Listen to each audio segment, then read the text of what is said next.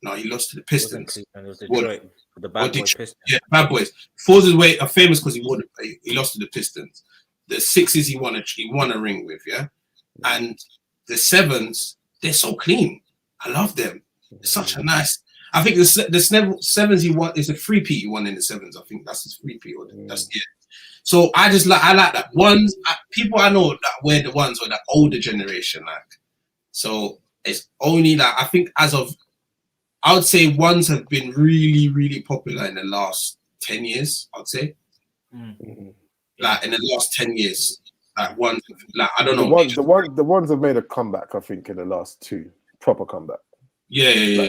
They've landed pretty heavy in the last. I reckon I've seen more ones in the last year than I have ever before. Yeah. No, but that's because there's a flood of mids. Mids are selling more than highs. Which is weird. No, it's not weird because you have to remember the highs are the holy grail, innit? Yeah, so if you're a young kid and you see your idol, let's use an artist, Fredo, yeah? Fredo's wearing ones. He's got highs. You can't get them Jordan ones. What's the closest thing you can look like Fredo? He's the mid. And mids, the resale on rids are higher. Mids are higher than the ones high. Like if you was to buy mids, like some good mids, you're talking about £300-400, bro, for a mid per mid. Like, if you got some bread mids. Me, have I got mids? No, I'm saying if I had a pair of bread mids right now, are they reselling nicely? They're selling nicely. They're selling nicely because a lot of all the young boys want mids because they can't get highs. If you're a young boy, you got highs, bro. You're the man, bro. Like you are the man. But if you notice, there's so many mids. Like I've never seen so many mids in like you have to remember the highs were like in the back. Remember when the highs were a thing before they became popping? You go to size and pick up some Jordan 1 highs. Yeah, like they on the back I was collecting highs from before, and then now I can't even get hold of some highs, bro. It's annoying. Now, this is why I say it's been a 10-year span, because I remember when I was like just before I was finishing uni in like 2011, that's when most people and also the people I know, they were like that new sneakers were wearing started. I was like, oh, you're wearing the highs now? Okay, is that the new thing? And that's when skinny jeans started, because man were wearing them Levi jeans. Yeah. Seriously. I was never Levi's guy because I wore combat, so I was never part of that banter. Dive until I met my missus at the time. And then I started wearing jeans because I was like, I wear jeans. And at first, I think and honestly, to keep it apart, the first jeans I bought since I was in secondary school, because I think the jeans I got, my mom got me Machino jeans when I was like younger. But the first jeans I bought were like some Levi's, and I got some True Religion jeans because that was the thing. So I had them True Religions, and I thought I might as well just. That would be my reinsurgence to the whole jeans thing. But I just remember people wearing highs at that time, and I was like, nah, man. I wasn't into. I loved Jordans at the time, but all I wanted were the 4s. That's why I was so pissed I didn't get the cement 4s because I really wanted the cement. They're refixing that. They just released that. Nah, they done some other thing. The cement. It was white something that was. Yeah, it weren't. It's not the iconic cement, man. Yeah. If that's one shoe, if they restock, I'm fighting, man. I need them in my. I'm swinging my MP for them, bro. Like, I need them shoes in my, bro. Cement 4s in the summer. Do you know how glistening them shoes are, bro? They're blinding people, bro. What? Those shoes are. Oh, they're sweet, man. They're sweet. Hold on, it's saying that. Mace, what was your 3? Sorry. What's your 3? My 3. So I'm 1, 6, and 11. Ooh, 11. Yeah, 11 could creep into mine. Concord. Yeah, you know why? Because bruv. Space Jam. To be fair, I had a pair of I forgot what number they are now. You know, like the 2-tones where it comes across the front. It's got the 23 at the back. Yeah. I used to ball in them, and then the taxis. They're decent. What But what? No, hold on. Are you talking about taxis? Yeah, I think so. I don't know. I don't. To be honest, I don't actually remember the name of them. But at the time, I didn't like them. But over the years, they grew. I would say that they're probably the worst ones for me. Like I didn't really like them much at the time. But over the years, they've grown on me because the colors have changed. Because back in the day, it was only red and black when they first came out. It was only like the red and black. Like the color was red and black. One side was red, one side was black. Do you understand what I'm trying to say? Do you remember? I can't be the 11. 11. Taxis are the 12. Yeah, no, they're 12. That's what I'm saying. Yeah. So 11. I always kind of the ones. Yeah, they're the 12s. So the ones for me, just iconic, really, and they slap so good like that. I've got quite a few pairs of the ones. The 6s. Oh, mate, they're just beautiful, man. Like, I'm not gonna lie, they're just very crispy. 6 on 2. Do you know what? They just bang. They bang heavy. I like the original 11s with the black and red. That's all me all day. The red 11s. Red 11s. Yeah, red 11s are cool, but I like the Concord ones are the best ones. The ones, and then you got the Space Jam ones. That's the Space Jam ones are iconic. Just remember them for Space Jam. You just know those ones. But, you know who made me want to get 6s again, and it's a funny person as well. It's not the person's not funny, but I remember Tiny Temper rocking the bread 6s, yeah. And I was like, fuck this cunt. Making him look so fucking cool, man. I was like, I was like starstruck how cool he made them look. I was like, shit, Tiny, I need to get them shoes, blood. I was catting after he wore them. I think it was pass up because at the time my brother, I think it is. My brother was his tour manager in it at the time. So I was like, and he was telling me, he goes, I remember that he was like, yeah, I'm telling you, you see Tiny Temper. So I was like, oh, what? Wifey rhythm guy. He goes, said, yeah, I'm telling you, bro. I'm telling you, he's got a new sound. I was like, okay, cool. I went, and I was shocked when he come out with Pasta. And I remember at that time he was wearing the Jordan 6, the 6 breads. And I said, yo, fam, I need them crepes. Because that was the time when people started wearing slim jeans, and I was like, oh, he's got the pattern. He's seen the vision early. He's got now everyone dresses like him from Pasta. All the people now. It's so funny, But to be honest, I don't even really wear shoes no more. I've given up. I retired from trainers now. It's gonna start. Really? All I wear is Crocs now, man. You're lying. I'm bantering. I'm actually wearing Crocs right now. It's actually legit. Yeah, them ones. Every time on the story, you see them ones. Everybody's is it a Crocs thing at the minute? Like, bro, I might have to just let this, whatever that is. I'm gonna let it just. These things here are so comfortable. I'm telling you. These reminds me of like pregnant women or mums at supermarkets. Yeah, NHS. My boy calls them NHS shoes. He calls them prison shoes because, man, he's always grinning about Crocs, man. They're staple, man. I'm gonna wear them on the field. Them and the easy foam runners. I get cussed for them. I saw you love them off, bro. 5 out of 5 for me, man. Yeah, when I saw that review, I was like, "Raw." He's his face like, what? Are you like, crazy? No way! I can't go. If I had money right now, I'd buy you the Yeezy foam runners, and I'll say, nah, bro. I would tell you, bro, wear them 14 days, and you can return them if you don't like them. And what I would do is, I would gladly accept them and put them on the resale. No, you can't resell them. You have to give me 200% of your resale money. Whatever you sell them for, add 200% onto that. I just can't see how. Okay, I'm not gonna lie. I can't see how people even vibe with them bad boys.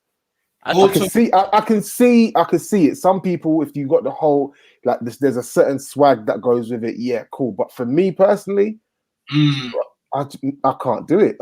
It wouldn't fly for me. I'm not gonna lie. Boy, I couldn't do it. Do you know what? The whole Yeezy thing is just insane because we were talking about it the other day, and he's done well, man. Like he's done very well. You have to rate Kanye, bro. He stuck to what he said, and I respect it. He goes, look, I'm gonna make Yeezys accessible for everyone. He hated the fact that his trainers are being resold. Do you think he's happy right now that people are having to spend double their money for the sneakers? He knows how much they cost to make. So he's not he loves the hype, but he hates that people are paying over money for his sneakers. And he said it. I want Yeezys to be accessible to everyone. I want everyone to have a pair of Yeezys. And now, if you look, everyone has a pair of Yeezys. Fam, I saw some dude today who's new guy. I don't know if he's just working in our stock department or something. Man is fully wearing scrubs and he's wearing flipping the bread 350s. Wow. And I'm just there like, huh? You what really? But facts though, for me, I see Yeezy so much more than I see Nikes these days. Yeah, I really you know what? It's crazy because I didn't even want to join the gang, but I joined the gang. You got some Yeezys? Yeah, I got the. Yeezys. Hey, you man are fools. I got because I'm a high top guy. You got the desert boots. No, I got the 500 high slate. You got those are cold. Those are cold. 500. Yeah, the 500 high slate. Yeah. Oh, so yuck. Oh no, 500s were on my feet today. The best 500s are the blacks. That's it. Yeah, nothing. That's the ones. All black. No, you know what? I didn't even think. The were cold, and the moon ones were cold as well. Oh, 2 seconds. I'll show you. Hold on, 1 sec. I'll show you. Hold on. Steve, you serious? No, I'm serious. Only 500 all black. If it's not all black, there's one new 500 that's coming out. I was checking Yeezy Mafia. Yeah, the one with the blue and orange. Yeah, that's it. That's it. Those are the only ones I will consider. Oh yeah, they're the only ones I would consider I would buy. But other than that, me legit. I love 500. I love them, but my favorite is still the 380s. They're cold. You got them? They are cold. Nah, bro. Listen, I'm proud of you. I'm proud of you. Man. That can't be your first Yeezy, bro. I'm proud of you.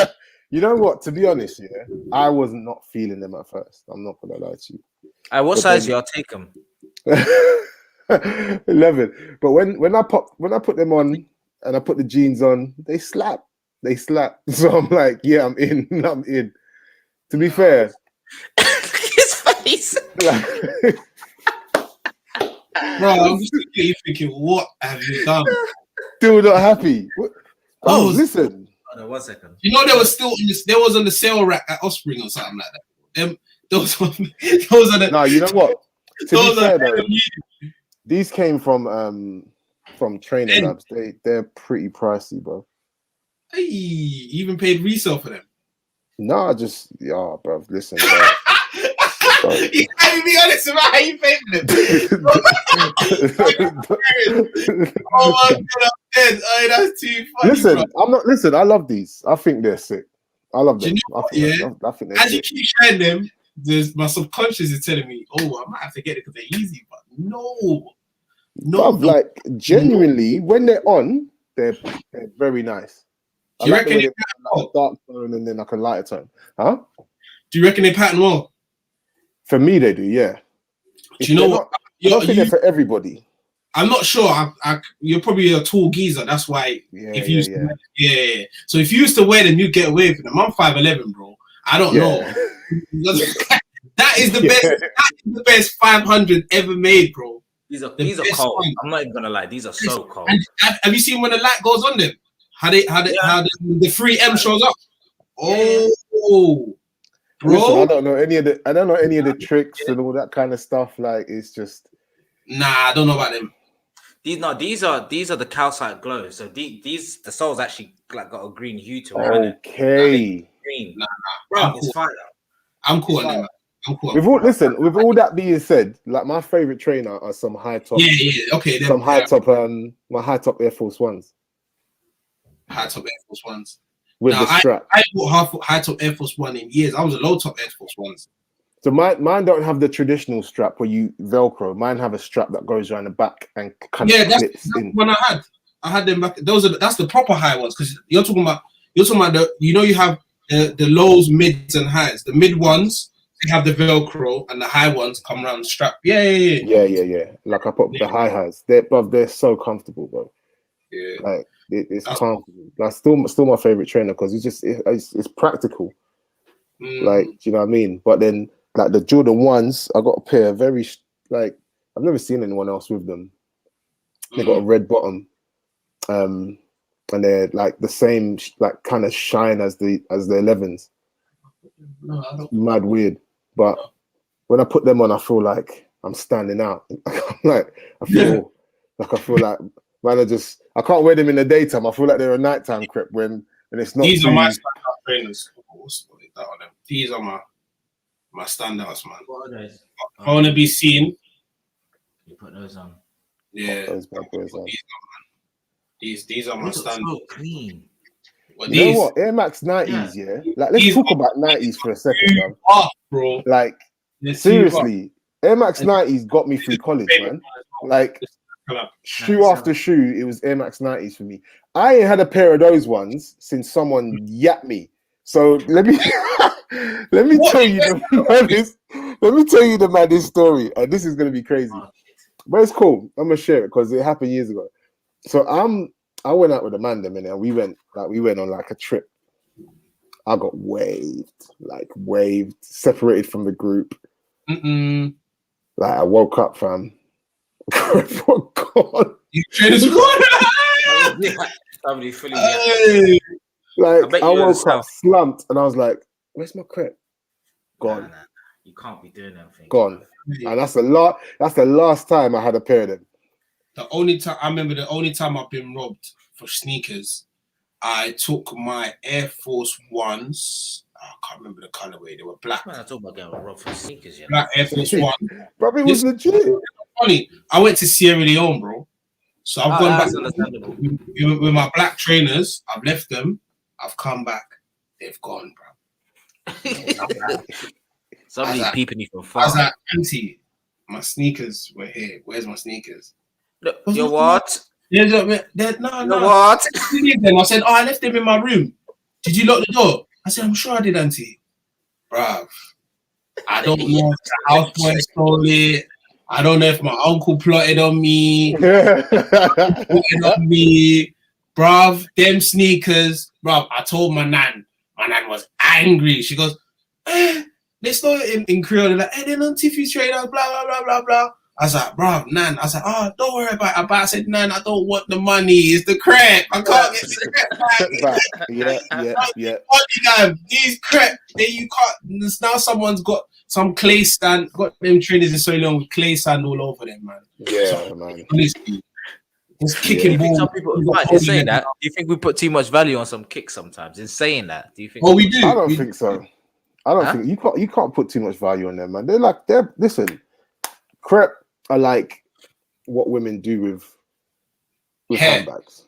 And handbags, yeah. It's like, so for men, if I wouldn't even say like it's a heterosexual thing because it's across genders and identification or whatever. Yeah. It's just like an extension of you, bruv. Like if the crap you're rocking is an extension of you. It's an extension of your person. It says a lot about you, I guess. Exactly. So I don't think you can really put. I wouldn't go as far as say price because I don't want it to get ridiculous because some of the prices out there are already mad. So I still feel like the emphasis on them, it has to be done. If you're stepping out, you got there's a different when you step out, you got a nice pair of crep on. You're like, it's a goal. Yeah, you get like an extra 5%. You know what I mean? Like if I'm going to a dance like back in the day when I was single and I don't want to cause any problems in my house. Hey, you get that? Oh yeah, I saw another video of someone. I don't want to say the celebrity or the situation, but I'm gonna say why I'm saying this here. How he was on live and his boy come on live and goes, you with the, and he's like, he put the live on. He's like, and he's like, what did he say? He said, huh? What? Huh? He goes, Huh? I was like, you gotta be that guy, bro. I'm telling you. Man got caught. But when you're stepping out though, man, like it just gives you that extra. It's like, of course. You know what I mean? Like if you're right. When you meet girls, the first thing they compliment is either your haircut or your sneakers, bro. They're like, oh my days, your hair looks nice. Oh, your sneakers, oh my days, your sneakers. Listen, I know guys that are not going nowhere without a trim. Bro, that's not my brethren. Like he will come to the gym if his hair is grown out. He'll be like, nah, I'm not coming. I'm like, no, I'm not coming straight up. I'm like, listen, when I'm in gym, I'm just hood up, everything. Well, you said you give up. Listen, Jesus Christ. I lost the war. Left, man. I got a few more years left. I'm all right. Bruv, you know what? We got to stop getting on to guys because there's a guy in my group here, and because he's losing, I'm like the man. You know what? Yeah, getting onto it. When it's going, we need to stop that though. As men, though, we need if you got someone in the group that's losing, you're gonna have to just don't get on him, man. It's too much. 5 guys in our group chat, in my male group chat. We've got 30 of my brethren. These people I consider my close friends. There's like I think 5 or 6 of them. All their hair's gone. They're bald. Even my brother, my little brother's bald. He's bald, like. It's so hard to let go. It's hard to let go of. It's like it's hard. No, listen. No, but there's some people doing big sexy with the bald look. Or some people going out to Turkey to do it. Listen, I had an uncle back in the day that was just a straight high back and sides guy. He was just that's it. Straight high back and sides. It was just like this bit was gone. And then he was just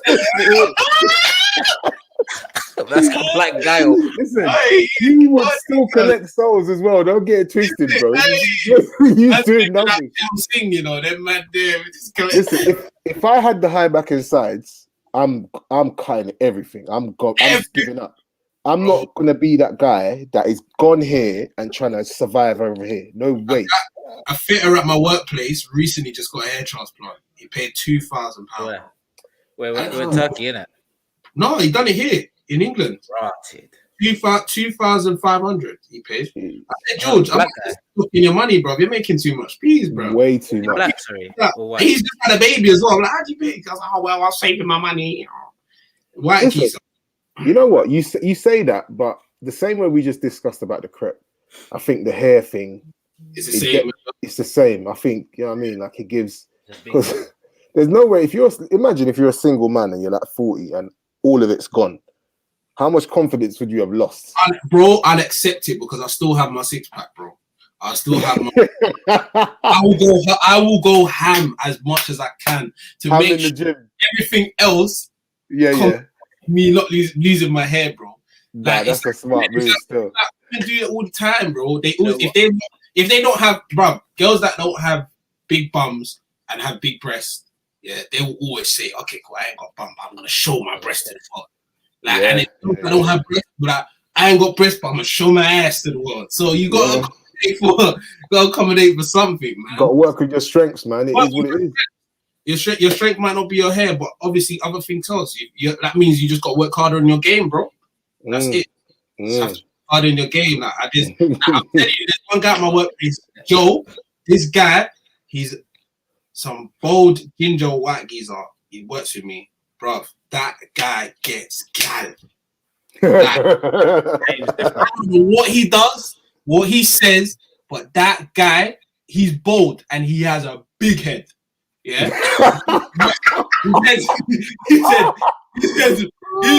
his head mass. He's got a crater, but one head. Oh my god, his head is wham. His head's so wham, and he's got a big ginger beard, massive ginger beard, and he collects. Gal. Oh wow. I said, Joe. I need to take you on that out, bro. You have to roll with a man then one of these days. Him. If I was to roll with anyone, I'll take him anywhere. I don't know what he does, how he does. His, bro, one time on his Tinder profile, he had like 700, 800 likes, bro. He was at work, he's like, look, Steve, look, I'm getting likes. Bro, take girls from Newcastle, Scotland, all over the gaff. Different gal. You know what? I think it boils down to confidence, man. Yeah, it is. It's definitely a confidence thing. Yeah, it is. He just said, he's just like, boom. He goes, I ain't got hair, but I'm still gonna get gal. It don't matter. I've got a brethren that's like, he's like super fluffy. Like super fluffy. Like fluffy, yeah. Like he's super fluffy. Hell. Like, but he gets things. Wow. Like, wow. Like seriously, because obviously, like everybody else is like, most of us are kind of chilled. Some guys are married, other people are like, you know, getting into them kind of stages. And then this done, he's single, and like bucked him the other day. And I'm like, what are you doing these days? And his phone's just popping, all of these dating sites, like back. It's like, look at this thing I'm talking to. And then all of a sudden, this girl starts FaceTiming him. And I'm like, bro, you're doing numbers. But like, he's super fluffy, but he does bits. See it, bro? Can't hate the game, man. Hate the game, but bro. He's the sort of guy that will talk to any girl, anywhere, in any situation. He might be by himself in a bar. And he will just walk up. I'm like, right, this guy is mad confident. You know what I'm saying? So I think it has a lot to do with confidence as well, man. Like some guys are just like, listen, if I ain't got a trim, I'm not even starting that conversation. Bro, like I always say, if you can get girls in your worst, you can get girls in your best, bro. Doesn't matter. Like, fam, it doesn't matter. You can't just say, yeah, because I ain't got a trim, I gotta get a thing. That means your game is weak. That means your game is absolutely diabolical, fam. When you was in school and you didn't have a trim, I'm sure you still trying to get gal. I don't know, man. I was never really one of them guys back then, you know. Serious. Yeah. Love how he's scratching his head as he's saying that. That is I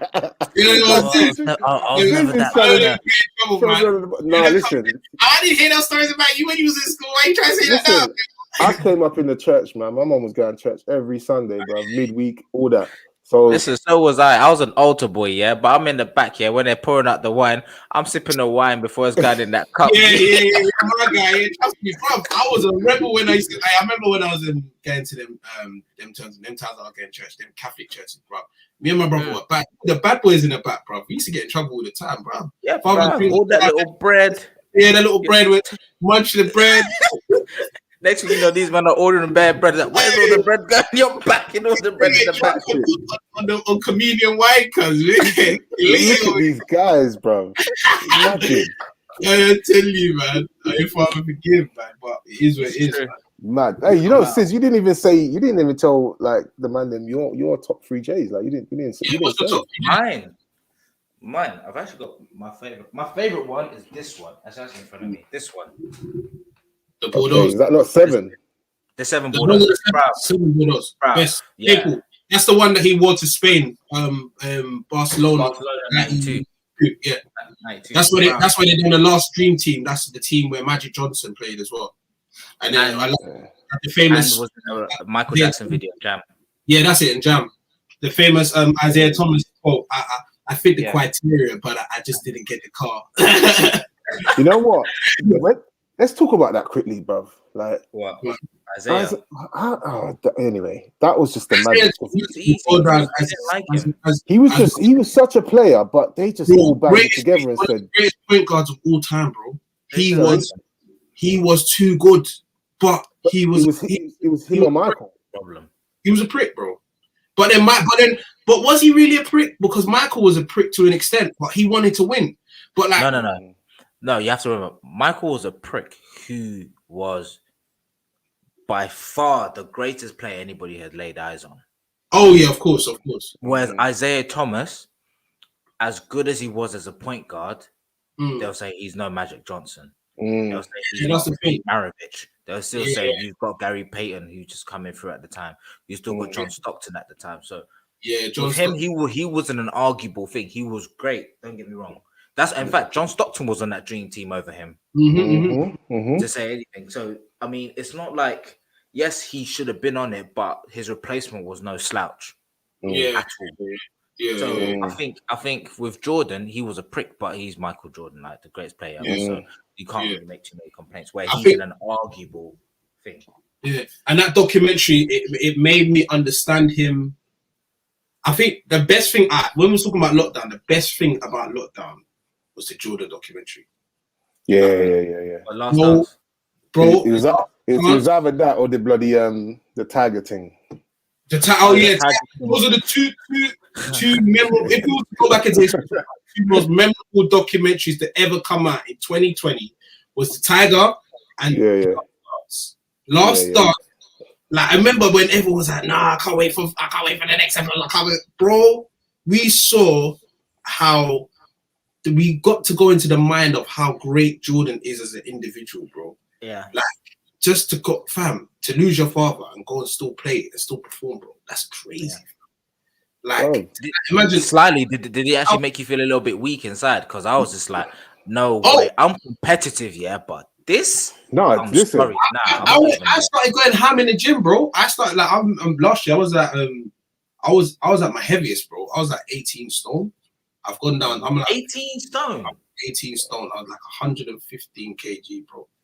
Man. Bro, if you look about 80 something right now. No, I'm 92, 93. Well done, you G. Bro, well done. I went ham, bro. I went absolutely bonkers, fam. Like to the point where I was obsessed with fitness. Even now, I'm just like I'm looking at the time thinking, I need to go gym. Like, I've gone gym this morning, but I still want to go gym after. Like I'm obsessed. Now. Listen, I'm obsessed. Like so, yeah. How this all relates? Like watching that Jordan documentary made me think. I was like, because I used to watch a lot of Jordan documentaries. I saw one where I watched the Jordan and Isaiah rivalry, the whole match, but the ESPN special. I watched that one. And I watched a few, and I just remember of him from like watching him on Channel 4 late night.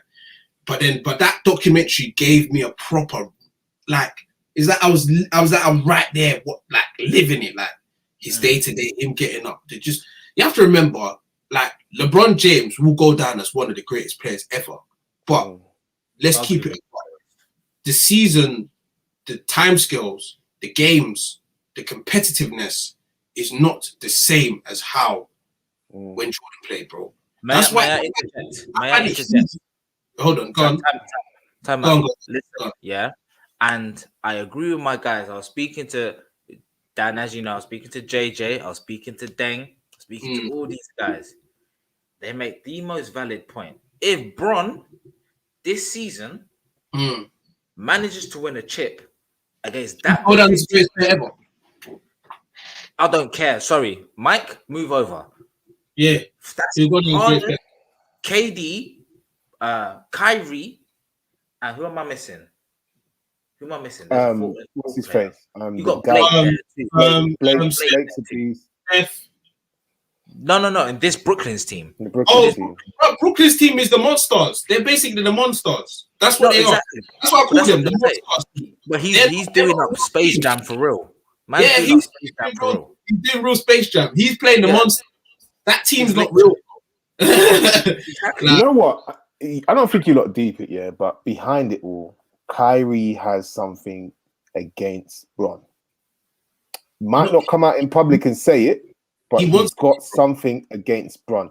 I think what in Kyrie's head, Kyrie wants to show that he can do this. He wants to show that he can do this and he can be like the guy, because Bron's been the guy for Bron was the guy before Kobe died. Like before even Kobe left the NBA. Like, do you understand what I'm trying to say? Like, Bron was up there. If you were talking about people, Bron was up there. And I think Kyrie wants to kind of he draws some kind of energy from knowing that he can come up against LeBron and do bits. But that team that they put together is dumb stacked. It's too much. Dumb. That should never be allowed. It's you know what I mean? It's just crazy how they just created that team just. And then I don't understand how the Lakers kind of just disbanded their team that won the championship. Makes no flipping sense. Salary cap, you know this. So they're trying to do the Super League, bruv. Salary cap. That's the thing about the LA and the NBA. That's the fair play of it. There's a salary cap. You can't have too many high earning players on one team, bro. So LeBron James and Anthony Davis, that's it. That's them two. Everybody else fall down. No, I hear that, but still, they let go of quite a few guys that were just decent guys. But now you know why would you get rid of Rondo? Rondo's a baller. But now, everyone, when you look at the NBA, now you see why people didn't want the Super League, because that's how the Super League would have been. Bruv, I never wanted a Super League. I salary capped, and then they'll start saying you got to draft players in, bro. You can't have that's how it would have been, like the NFL, and all these things. Salary but capped. you know what? It's just parked at the moment. It's parked. Imagine that Premier League would have been the D League. I don't think that the Super League thing's gone away. I think it's going to come back in a couple of years. Yeah. That 100%. It can't happen. I don't even know how I said that, but I was trying to make it make sense. But I was saying, do you know what I was saying about Kyrie? When you talk about Kyrie, Kyrie's always been the man. From when he was at Cleveland, when LeBron left to go Miami, and Cleveland were looking for that Messiah, Kyrie came and showed he's a baller, bro. That's why when people was like, bro, if LeBron and Kyrie link up, remember that time when it was when there was the rumors even coming back, and it proved when they Cleveland lost the first championship to Golden State. Kyrie was out. When Kyrie played, they won. So it just shows how much power he is. But he wants to be the main guy, bro. He doesn't like that LeBron is the.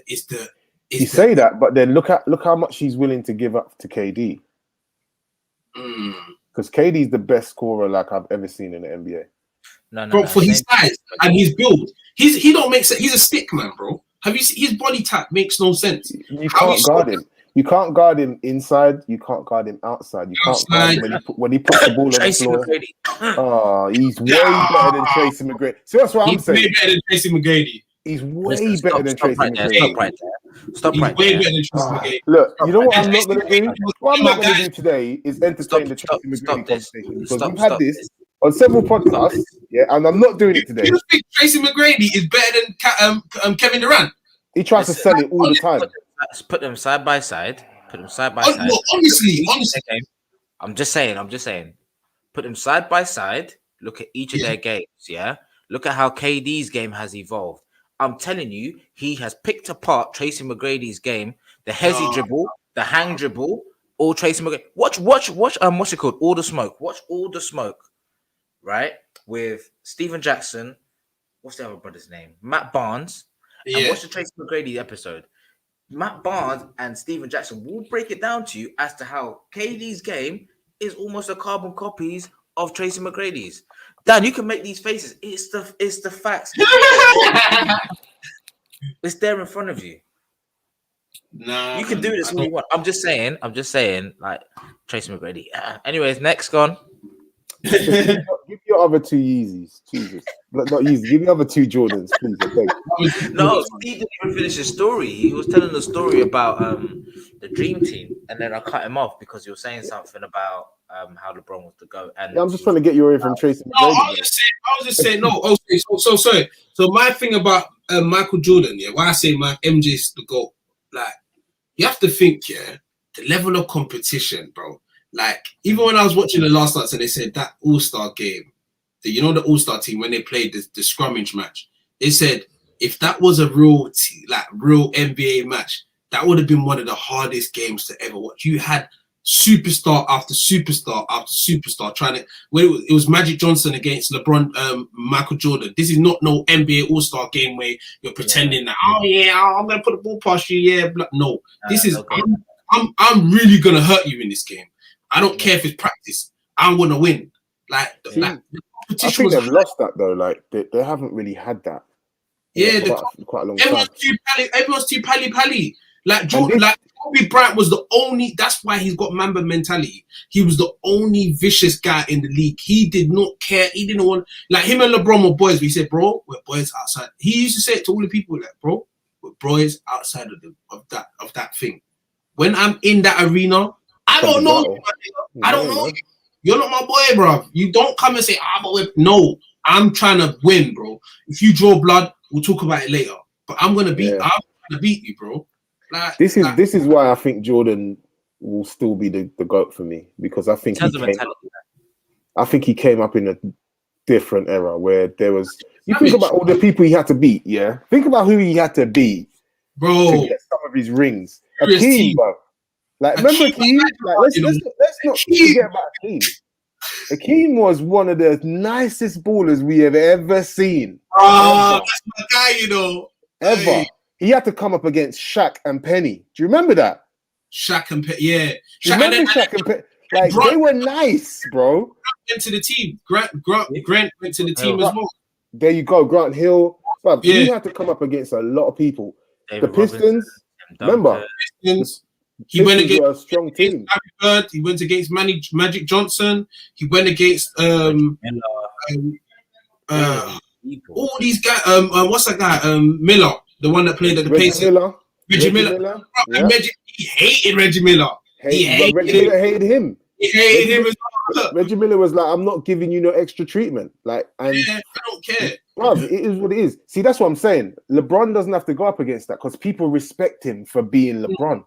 Yeah. They give, and the league is softer. Back then, people were getting elbows and nothing was getting called. True. Yeah, they'll say it's a flagrant foul. If Shaq was playing, LeBron would never catch as many bodies as he's caught. Shaq, no way. No way. No way. The only person that could guard Shaq is Dennis Rodman. Nobody. No. Dennis Rodman had him for 0 points one game. Yeah, Rodman's an animal, bro. Bullied him. Did not allow him to get nothing. Okay, like, we're talking about early days. But we're talking about early days, Shaq. 2000, 2001 Shaq against Rodman in his prime. I don't think nobody's stopping Shaq. Yeah, but no one. People misunderstand Rodman in his put a prime Rodman in a prime Shaq. You're forgetting how much. Sorry to cut you. Prime Rodman was at the Pistons, you know. Remember, he won a ring there. Yeah, he won a ring there. He won 2 rings. They brought him in because he had experience. Remember, Rodman's the only one. When he came to the Bulls, he had the experience of winning the championship already. He was just he's one of them guys, yeah. He don't care about scoring. There's not many like that. All they want to do is stop you. They will finish you, make sure you ain't scoring, and that's his job. All he wanted to do is make sure that you ain't scoring. He'll give up the ball, and that's why I think, you know what, Jordan had a better supporting cast. If LeBron could be maybe on the same level, but he hasn't had the same level of teammates that Jordan did. He hasn't. Yeah, he hasn't had the same level of teammates that Jordan. And some would argue that he's had some better teammates. Well, yeah, one time. He was crazy. He had Chris Bosh and Dwayne. What, Bosh and Wade? Dwayne. You had Shane Battier. You had flipping, what's his name? James Jones. You had Udonis Haslem. Bruv, that team was mad. The team was mad. They all dipped and they didn't get. I think, how many did they get in Miami? 1 or 2? 2, I think. 2. No. I think it's 2. You know, no, they didn't get 2. I think it was 1. Because they started the big. Remember, people were like calling them the big 3. Like people were calling them the big 3 from early doors, right? With a team like that, you would expect them to get more, but they didn't. They didn't get enough. When he went over to Miami with Chris Bosh and Dwayne Wade there, like he should have won. They should have won more. Yeah, they got 2 rings. 2012, 2013. I was thinking it was 2. So that means Dwayne Wade when he won. Yeah, so he won. Yeah, he won 3 rings. Yeah, Wade's got 3. He won 1 with Shaq and 2 with LeBron. Sorry. Yeah, mad Mazzelines. But I mean, like I said, I still feel like MJ will always be the GOAT for me. I think followed by LeBron. I'll give him that. Actually, you know, I'm not gonna lie. LeBron and Kobe, though, like, yeah, it's arguable. LeBron and Kobe. I'm Kobe over LeBron just because of how Kobe was as a player. Kobe was savage, bro. He did not care. No, you know what it is? He's focused. Bro. He was so focused.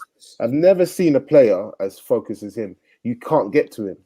Yeah, when he's in the zone, when he's zoning, it's a wrap. It's a wrap. When he's zoning, it's a wrap. Like I remember seeing stories where people were like, they're like, oh, the players were like, you ain't gonna get 50 tonight, Kobe. Kobe's like, is it? You reckon? Yeah. Yeah. That's it. You just say no more, and then you start batting them through. I'll give Kobe the number 2 spot. Yeah, Kobe has to. I'll give him the number 2 spot over LeBron because you think about, he had Shaq, and if he had, listen, to be fair, if him and Shaq had stayed together, it would be arguable with him and MJ, seriously, because they probably would have got 7 rings, I think. If they'd stayed and Shaq had just piped down and took the salary, they would have got 7 rings easy. Like, I think so. I think they would have, like, 100%. But that's why I've got to put Kobe over LeBron. Even though LeBron has done it in different teams. Yeah. But Kobe won it with Paul Gasol, man. Like, That was good, man. You can't laugh at the brother like that. That was no, but you know, listen to what I'm saying. Like, not in a bad way. But, you know what I mean? Like, He's a great big man, bro. Great big man still. That was legit. That was legit. He was legit. You have to rate him. I find it hard to rate him. I do. I find it hard to rate him. I'm not saying that he wasn't good. He was good. He was good, and I agree with you lot. But I still think in the league at the time, if you were putting someone to give Kobe the best chance of winning, I think they could have probably had a lot more power. No, that's what makes great. That's what makes him great, because you wouldn't think, because he's not your clean cut player, that you're thinking, oh my God. It's like Dirk Nowitzki, bro. That guy can ball, bro. Yeah. It's like Tim Duncan. Tim Duncan looks like a nerd, bro. And he's got 5. Bro, Duncan, Mr. Fundamental, man. He was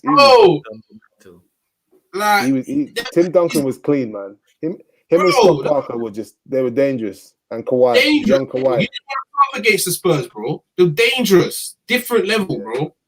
And then they had quite Leonard in the mix, which was just made them even more vicious, bro. And one of the best coaches in the NBA. Let me see. What's his name? Popovich, isn't it? Pop was one of the best coaches in the NBA. He's Alex Ferguson of the NBA. I don't care. He's a legend. No, that goes to Phil Jackson, bro. Phil Jackson is Alex Ferguson. Oh yeah, pardon me. Excuse me. Yes, Popovich is Mourinho, bro. Early day Mourinho. You know, no, I tell you what. Phil Jackson is like. He's Wenger. He's like the Arsene Wenger, Phil Jackson. Yeah. Like, he was just so calm, so chilled, and then Alex Ferguson would be the Popovich. Yeah, you know what I mean? Like them two match up.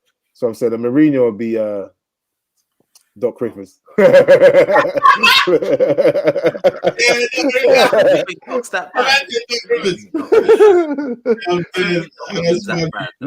Listen, have you seen that thing on Netflix where they're highlighting some of the best coaches?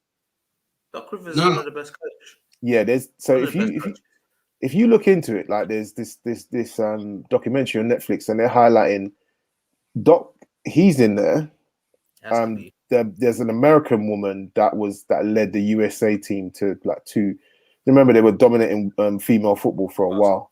No, do you know what? I didn't watch female football until like last year. You know, if I'm being 100%. Right, yeah, but the coach, she's actually born in Britain, but then her parents moved to America. Black woman, isn't it? Mixed race. White lady. No, it's a white lady. But I think the lady that took over, I think she's black or mixed race. But they just highlight a lot of good coaches. They even highlighted Donnie that was coaching Serena when she was doing numbers, and how he had to basically tame her, because she's Serena. She would just rock up and be like, "I don't feel like training today."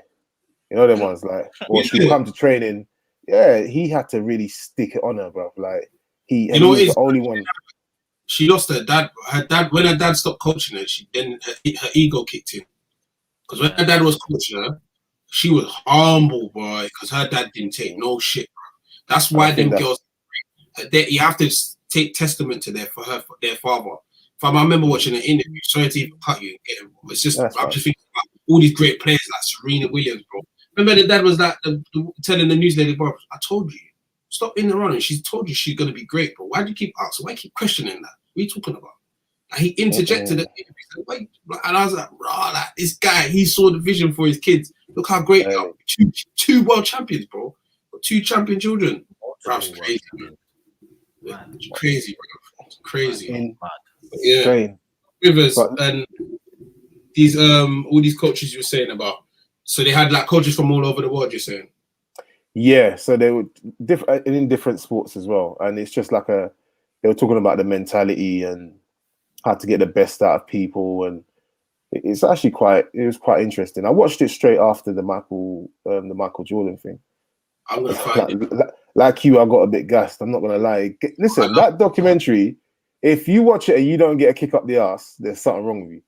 Of course, seriously, because it kind of you think, especially when you think you're working hard or you've done enough, and then you see someone like him, and you think, oh, okay, like he's never had enough. Like another guy, I don't know if you I don't know, Kofi's he's read the book. Have you read Goggins? David Goggins, bro. Don't tell me about David Goggins. Have you read Goggins? Listen, that guy. Listen, if we get into him, it's bad. Don't tell me about David Goggins, yeah. Go hard. Don't tell me about David motherfucking Goggins. Stay hard, motherfuckers. Stay hard, bro. When I told you, yeah. Okay, cool. It's not even about me and my fitness, but fam, I remember this time last year, yeah, I was 18 still. I watched the documentary. I sat down. Who? Like, a lot of things was going in my one or Michael? Sorry. No, I watched Michael's one, yeah. My life was basically crashing. Was trying to figure out new things, new streams of editing for Trainer Headz. Was having a little bit of a break. Bro, I watched the David Goggins and what's the thing? I got YouTube Premium now, so I think you lot should get that, you know. I've got that still. Do you think it pops up on my thing regular? No. You know what's sick about it? The best thing ever. You get the music as well. So they don't allow you to stream the music. So YouTube, you can stream it to like a Chromecast or whatever, stream it to the TV. But the music side of things, they don't allow you to stream it yet. But I think they'll allow you. But when you're listening to music, you can either listen to the video and watch the video visually, or you can just listen like a Spotify. Wow, it's so dope.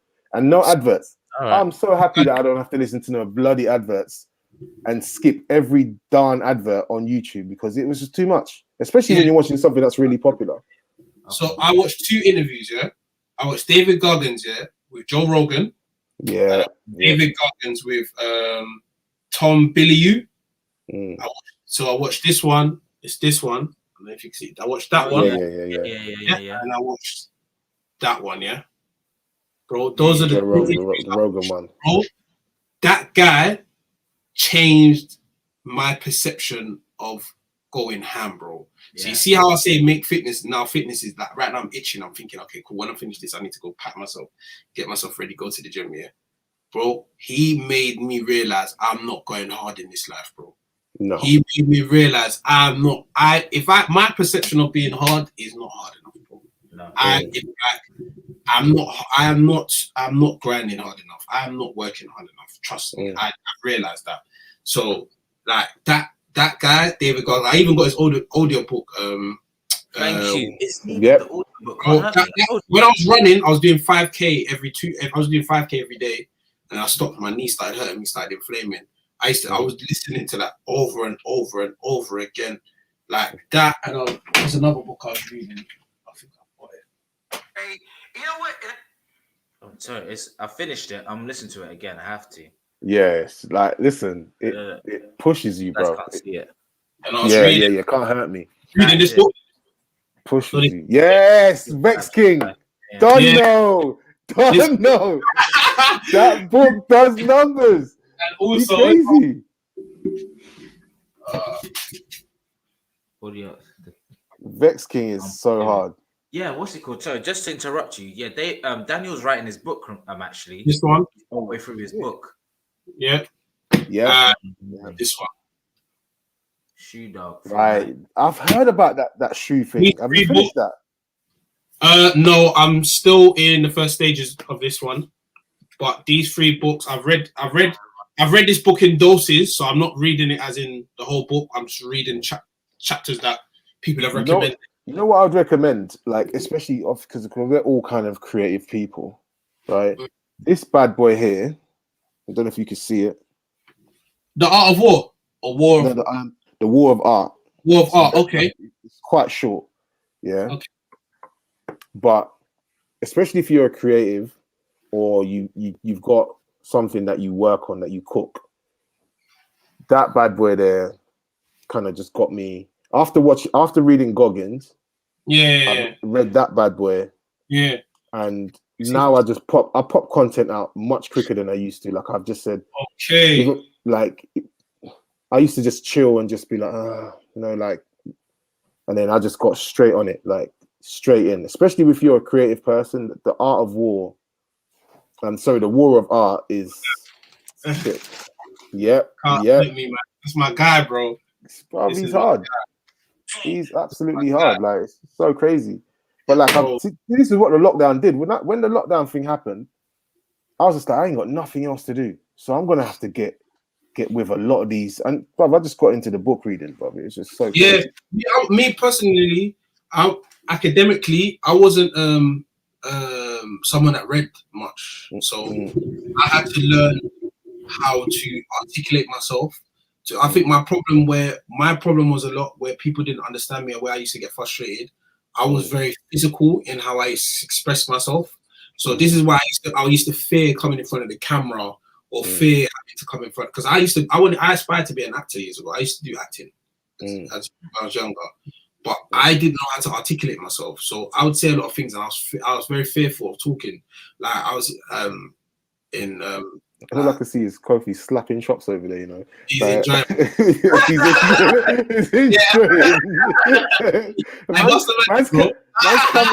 Bust the man then, bro. Man's camera went off and he came back. Man's come back. He's got to go get some coffee, and he's just eating it, waxing the choppy, and not even trying to bust it. Look at this guy. Hey, I'm coming around, you know. What? Go on. What was I saying? I was saying, I was just fearful because of like I would say things wrong, or like even I remember when I first got Twitter. Yeah, my grammar used to be so bad, bro. Like I used to spell things wrong, and I used to be like drawing man out, say, bro, like if you want to be the grammar police, I'm gonna punch you up, bro. Like, and then I had to look, like, you know what I'm saying? I was like, man, I was just literally, and that's how because I couldn't articulate myself. I used to instantly try to veer towards the streets, like, you turn them up, man. Oh, cool, let's fight. Like, and I thought, no, bro, you can't be like that, because when you're gonna try to go into the corporate world, which I had to learn when I was doing like TV production, learning how to be on stage, like behind the scenes. When I was doing that, I'd done like, a few things with Channel 4, Latin company, BBC, all these things. I had to learn. Like, you have to learn to hold your tongue, bro. You have to learn how to communicate. So I used to read here and there, but the lockdown is when I really, really, really started reading and started to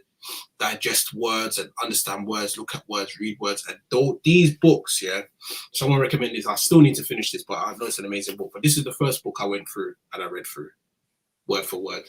And this is the second one I went through and I read through. And since then, I've read about, I'd say 25 books. Since you know who read the Vex King one and changed. What's his face at West Ham that's busting up right now for Man U? You should know, Cole. Jesse Lingard. Lingard he said he read that and he said his life changed, and that's when he started doing numbers. This is a life-changing book, bro. Life-changing book. Audible. Good vibes, good life. Good vibes, good life by Vex King. He's a local boy as well. He's from South. Is it? Yeah. Local done. Yeah, it's local done. He talks about linking up with So Solid in the book. I think I was only but this book here, I remember just going in about checking I remember this chapter, checking your own behavior, like all those things, like just take, do you know what it is? The one thing I realized and I remember this is ownership and of your own shit. Your own shit, bro. Taking responsibility of your own shit. Like being accountable, bro. And a lot of the time I wasn't accountable for a lot of things. And that made me realize how I have to be accountable. And it's not about you, it's your fault. You have to be able to say, bro, what did you do to contribute? So that made me this made me want to be a better person. Bro, I read I think it was last year, middle of lockdown, I read Jordan B. Peterson, 12 Rules for Life. Like, if you haven't read that one is one of them ones where it's just like, Let me add this to my thing. I'm gonna add it to the list. I'm gonna start a book club, you know. Like I'm gonna get a book club for the brothers, man. Please. I'm gonna get a book club for the brothers, and then we're just gonna link up. You know what I mean? Talk books. Because I feel like, another especially as like, that was my what's book. that called? 48. Yeah. That business. That was one of my first books that I read. But like, if you're doing business, that book is essential, man. It's essential. But yeah, man, I feel like that's something that we might have to talk to Levels, man. Get like a Levels book club for the community. We've got JJ on next week. Oh yes. My boy who's coming on next week. He's a novelist. Yep. Oh yeah. A couple of books. He's from Congo as well. His story is mad. Yep. Okay, I'm gonna be locked into that.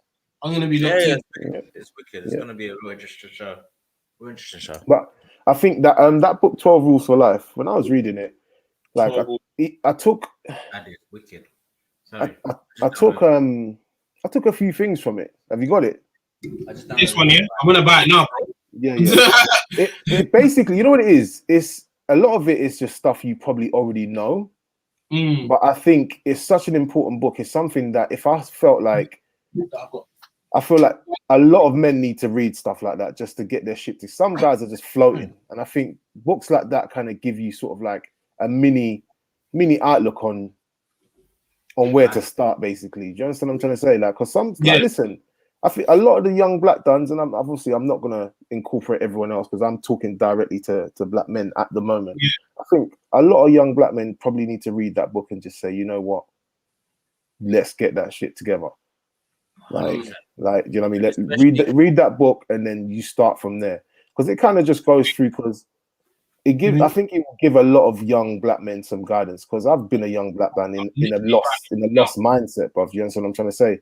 If I'd read that book when I was like 16 or 17, my outlook on life would have probably changed. But wow, it's £5. I'm actually gonna buy it now. I'm gonna ask a question to both of you.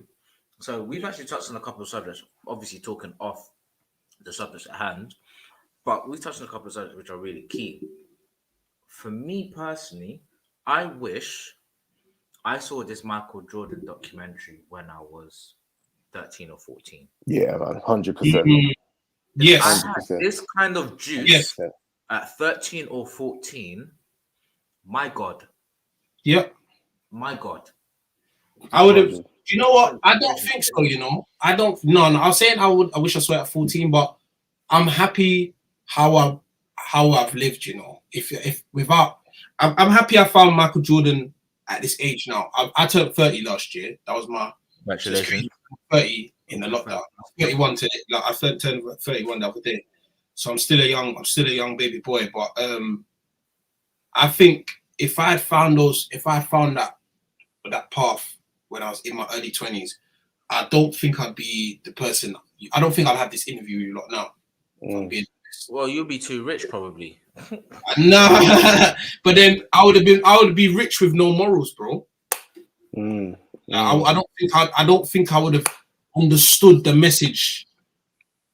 Do you think how I've understood it now?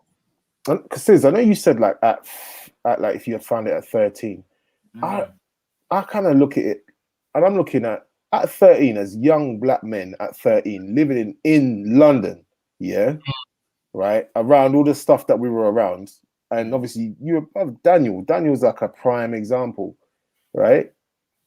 Even back then, I'm not sure. Like we probably needed more. That one documentary, maybe it could have, and probably would, like a percentage of men, or percentage of people, should I say? But back then, given all the other distractions and all the other things that were around us, I'm not sure if it would have did as much positive things for us. Do you understand what I'm trying to say? From my perspective, I reckon it would have, simply from the fact that I looked around me. I'm thinking back to the time I look around me. Let's take basketball as one facet. Yeah, there were so many of us. I'm going to include myself because I don't ever reach levels that you and some of the other people that we know reached. We unfortunately never had a focus. We never had a goal. The only person that many of us saw who was in and around our age was Luau Deng, who ends up going. Yeah, true. And he went. I think he went to my school. Went to Jeffrey Chaucer. I think he went to my. No, he's from Brixton. I remember he was from Brixton. Yeah, exactly. But as basketball people, he was like kind of our only kind of vision to see. Yeah. Back then, even I knew, anybody from Brixton, Top Cap, White Heat are really the only people who are going to get any kind of decent looking at that, and that's a decent looking. Imagine if you had a focus or a drive, or you saw somebody who was like, who gave you that kind of extra kind of gem to say, if you work that little bit harder, or if you push yourself like this, this is what you could do. Because our dreams back then was to hoop in the NBA. But we felt so restricted in ourselves. I think for me, what that documentary, for Jordan's documentary, was like, stay with an edge and always try and beat the odds no matter what and give it your all. We never had that mentality instilled in us, I think, from a young age. And I think that's very important, to always consistently be willing to fail, but get back up and go 100% again. I don't think us, I'm 32, yeah? I don't think we're all kind of basically the same generation. Yeah, I don't think that we had that as young black boys anyway, to spur us on to really go and get something like that. I personally don't think that. But then you got 14-year-olds that are watching the thing now. Do you think they've had a grasp of the message? Who? The youth now? The youth now? No, they don't, because it's a different era for them. Because this era now, unfortunately, everything's at your fingertips. Look at us. Like, we talked about a book for the best part of 5-10 minutes. I've bought a book. You've bought a book. Yeah. Back then, rewind 15-20 years. I'm like, okay, cool. Tomorrow I'm gonna get to the library, search through all of this. I'll buy the book before it goes up. If you're lucky.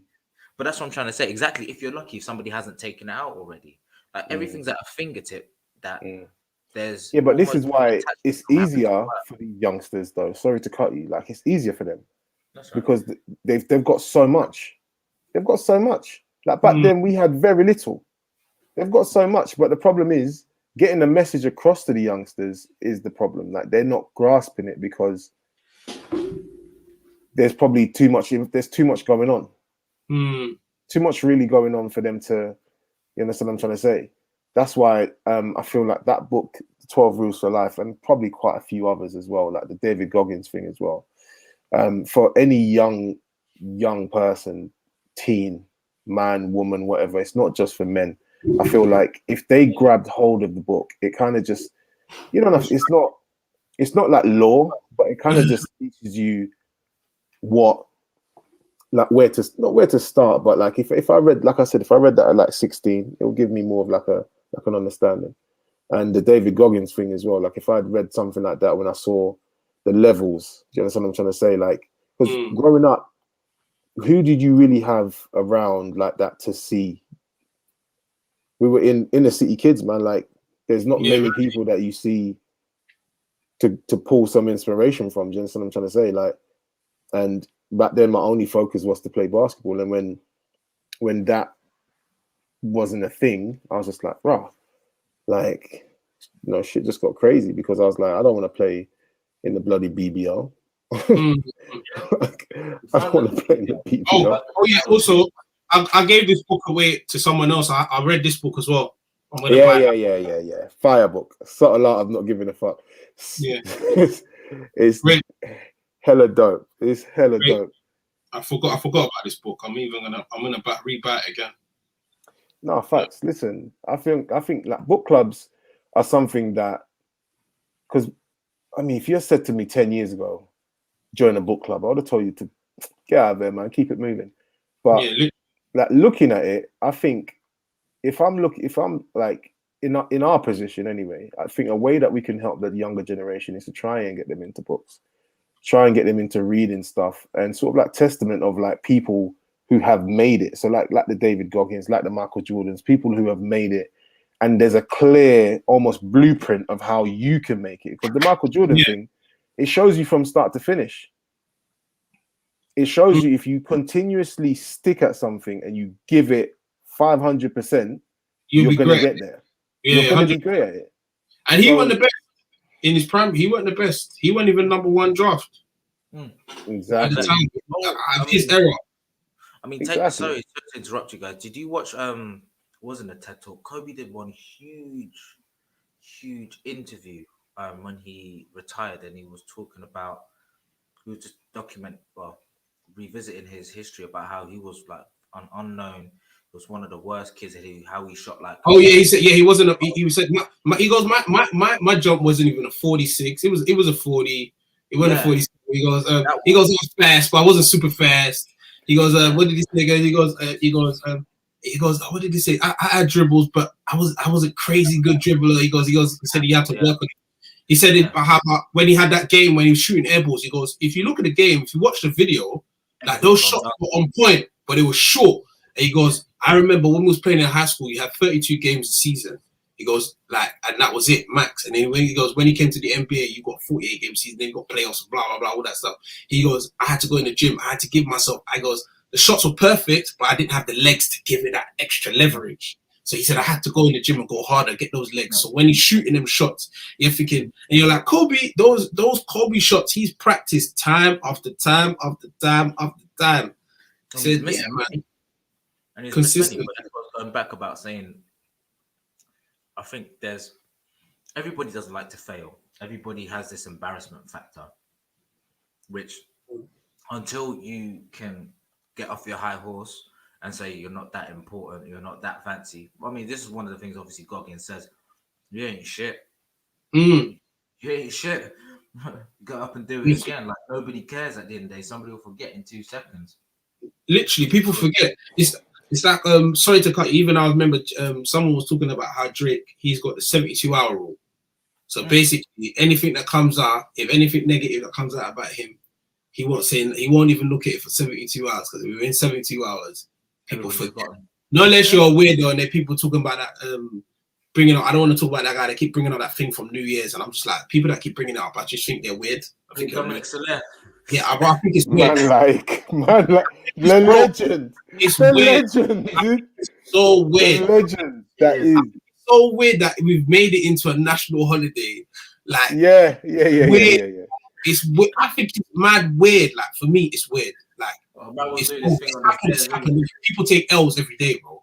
And I sometimes think when people when I see certain people laughing, I'm like, bro, like, don't let me put your business out of the L's you took on that I've seen you take, bro. I've seen people rob you. I've seen people violate you at man's house, like, but it's not put out on Twitter or the social media. So, like, if you see something, let it slide, let it happen. Like, it is what it is. It's happened. Stop going on about it. I hate when people go on about. I think one of the things, that holds people back, and it kind of touches what Kofi was saying, is exactly that. Because people a lot of people have the notion that man are just at home talking about you 24/7. Yeah. Like we all get it. It's like it's in your, like, people, like, they get it in their head, like everyone's talking about me 24/7, so I can't do nothing. And especially living in the age of social media, bro, who gives a listen? I have no time. And if you're on job, and you're you know what I mean, you're doing what you're supposed to do, and you're following your purpose or whatever, you don't have time. You're just not going to have the time. I find it's always the people that have zero time and are doing absolutely nothing. They're the ones that's always got time to worry about what the next man's doing. I call them the birds. I call them birds. That because birds always got time. You always see birds chirping. You always see a bird chirping. They always got time. I call my birds and say, "You're a bird, bro. Like, stop going online and being a bird. Like, stop it. Like, talk too much." Some of these people get they get shut down with sort of anxiety because they don't want to go after what they want to go after, because they're worried about the same people that are just talking about them and doing absolutely nothing.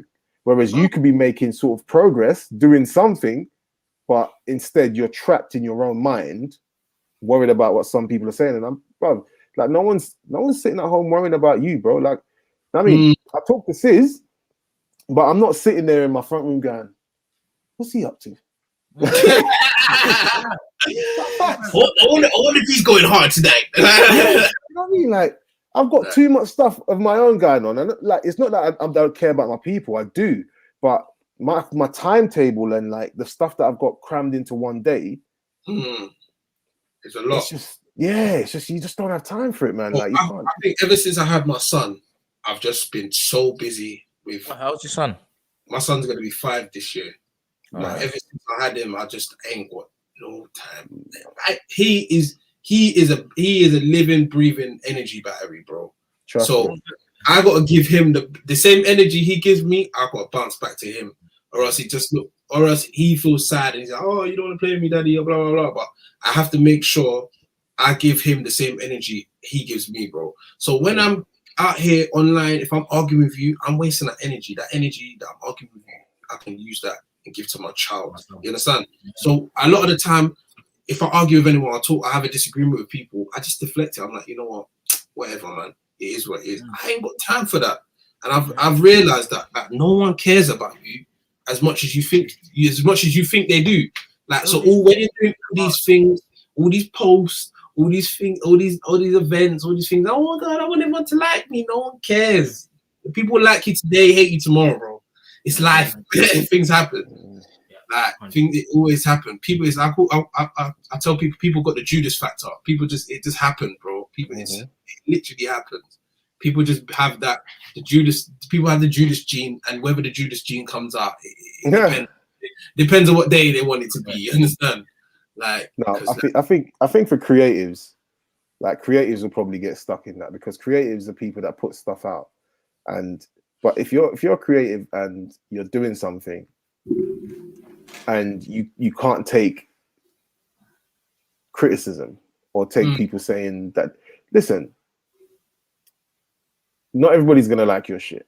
So I'm pretty sure, like, even when you do, like, you know, to get us back on the sneaker stuff, like when you do sneaker stuff, you're obviously building a platform, right? And sometimes it can almost seem like, because I know Sis is in the same position, like when you're building something, it doesn't happen overnight. But sometimes you can kind of almost get kind of sidetracked thinking like, well, why is it not going like one of them steep rocket lines rather than the slow, gradual? Do you understand what I'm trying to say?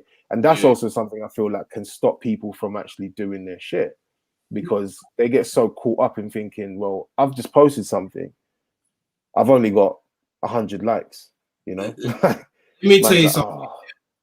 There's been a few people that have asked me or have inquired about how we do Trainer Headz, and I always tell people, bro, if you want to do something like Trainer Headz, go ahead. I will fully support you. I'll post your stuff up. But people start the Trainer Headz journey and they realize how hard it is. Like, the work that we do is a testament to a lot of the guys, and that's why I'm always thankful for the team, the people I've got. Like, honestly, I couldn't do it without them guys, because I was literally going to do Trainer Headz by myself. I could not. Trainer Headz will not be, it's not got 1 million followers or whatever. We've got the people that follow us we have an organic following. It's like the people that follow us constantly retweet, watch, like, comment, you know what I'm saying? And I'd rather have that 2,000 followers that are genuine than 1 million followers that I hate as I'm fake.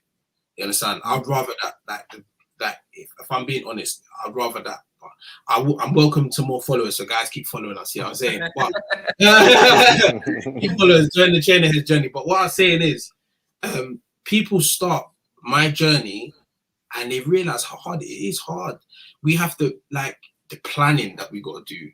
So we got to plan. We got to set up the studio. We got to prep the presenters, because Trainer Headz, it's not scripted. So what you see is what you get. What they say is their opinion. The only thing which is planned is the rundown on the sneaker, the history. So when you see the bit of the history in the beginning, when we give the history and the lowdown of the sneaker, that's the only bit of the research. And then everything else, like the colors, the materials, that's all research. But a lot of the time when the guys are talking, it's off the dome. There's no teleprompter. There's nothing there telling them what to say, how to say it, when to say it. They're all saying it how they want to do it. And that's what I kept saying to the guys. I remember we had a few guests on there and they were like guest reviews. So bro, I didn't know how hard this is. I said, yeah, it's not easy. This is not easy. Like, they're like, oh my God, like I just thought like it was all like scripted. I said, nah, it's not. Like, this is what I say. It's your opinion. This. What do you think about? They're like, I'm like, don't watch what we've done. Don't watch any. When I tell people that come and guest review, I say, don't. I say, watch an episode of Trainer Headz, but don't watch an episode of Trainer Headz to go on there to think I'm gonna do it like Steve. Because we all have a different style. Like, my style is an honest style. Like, I'll pick up a trainer. Like, I'll pick up these. We've done the OG Hirachis. We've done these the other day. Yeah, I'll pick these up and I'll just talk about like, oh, I like the green. I like the screen green. I like this. I like the laces. I like the aglets. I like this. I like this sock, the prim sock, all that stuff. I don't expect you to do it the way I do it because I'm gonna do it differently. Jihad, on the other hand, he's gonna pick up this shoe. He's gonna come and tell you that this was made here. How it was, how the leather, the crinkles, all that stuff. How this is a special kind of dye that they use. He's gonna come and explain. You know what I'm saying? Even this, this is the different color of the screen green. It's not the original screen green. He's gonna come and dissect it a different way. Kim's gonna do it in a different way. Rebecca Ree's gonna do it in a different way. So I always tell people when you come on the show, be organic and be you. What do you think about this sneaker? Do you like it or not? If you don't like it, so you don't like it. No one's gonna kill you. You understand? But if you're gonna say you don't like it, we don't say, we don't want you to come and tarnish the shoe. We don't want you to come on the show and say, fuck this shoe. What? If you're gonna say, if you don't like it, explain why you don't like it. Just say, I don't like. Okay, I would say if I got this trainer and I was rating out of 5, I say I don't like this sneaker because I think the QC. So people that don't know what QC is, quality control. I think the QC on Nike on this sneaker is poor. I've seen other models where the stitching is not great. So I would not give this a 5. It wouldn't be perfect for me. You understand? That is a reasonable reason to say you don't like the shoe. You don't say you hate the shoe, but this is the reason why you wouldn't give it a 5. So that's how we base our reviews and how we base things and how we do things, how we dissect a shoe and all them things there. And people realize how hard it is.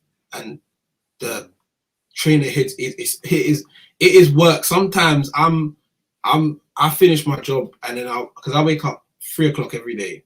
So ever since I started lockdown, I wake up 3 o'clock every day, 3:30 sometimes if the alarm, if I press snooze, and I'll get up, I'll drink a glass, I'll drink like some water, and then I'll go down and I'll meditate and I'll do some yoga and I'll watch or listen to something motivational or read a book.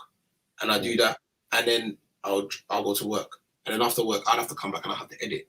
Bro, editing those 3 to 4 minute videos that you see, editing them take about roughly, I've got faster now. Before they used to take me about 4 hours. Now they come down to about an hour and a half. I've got a system in place. I know how I want to structure it. Like if you watch our thing, there's always a structure. There's always a beginning, middle, and end. And that's how I wanted it. It's not all the reviews are not. You're not like, oh, okay, you're getting a bit of this, you're getting a bit of this, you're getting a bit of this. What you to get a beginning, a middle, and an end. That's how we structured it. 2 questions though. Like, how big is the team? And what other platforms do you use other than the Instagram? Oh, so the team there's about 7 of us, and you've got Biscuit. He's behind the scenes. He does sometimes the photo editing. You've got Yao. He's an editor. You've got me. I'm an editor, the director, the film. I'm the editor, director, founder, and cameraman, and I also do the sound. And then you've got Martin. He does the marketing. He does the logistics. He's basically the behind scene man. Like Martin, you'll never see Martin. Like like I think you've seen him, but you've never seen him. He's there. If you check our thing, you'll find him, but you won't see him. But yeah, Martin's there. He does all the copywriting, all the legal stuff, all that stuff. He does all that bit. And Cooks does the designs, so all the graphics that we get on our thing, all the graphics designs, all the cop rock and drop graphic designs that's all done by Cooks. And then we've got our presenters, which is Ree, Kathy, Jay, and Jay, and Kim. And then myself sometimes when I come and chip in, if I have to. But I've like to be honest, this is the first year where I've reviewed as many. Before I only done 1 or 2 reviews, which I've done 2 years ago. but this is the first year where I've done more than one review, and I've loved it. I like the reception. I like that people like me. And what's the second question? Second question. So we're on Instagram, Twitter, TikTok, and YouTube. YouTube, we haven't used the YouTube game because YouTube's it's strange, it's very odd. The algorithm on YouTube, we're trying to get into it. We're trying to understand it. But Instagram, I had a plan for IGTV because I jumped on. I thought I've already missed the YouTube wave. So there was one guy that I used to watch on YouTube called MKBHD. He does all the tech reviews, and I wanted my channel to be like his channel, but for sneakers. So how he grasped the wave of the YouTube, then I wanted us to grasp the wave of IGTV, and that's why all of our episodes are on IGTV and on YouTube, because I think it's fair that not all of our people have the time to go onto YouTube, if that makes any sense. Unless it's a live program like this and stuff, people will come on it and watch it. But I feel like IG gives us an opportunity, because you have to think about a lot of people that watch our stuff are Instagram influencers. So a lot of the people that are sneakerheads are influencers. So where they're most likely gonna go watch your stuff, it's gonna be on IGTV. So we just make sure that all our episodes are on there. People can watch it on there, watch a full episode on there. But we're gonna see how we can integrate more people on YouTube and on IG, so we have the same about a number count. But the number count's fair on YouTube, but it's not as consistently good. The growth spiked a few weeks ago, but we want it to go up a bit more. I would say this year I want it to go at least up to 5%. I want to be at least 5%. That would be fair enough on YouTube for the growth, if I was to look at the business plan.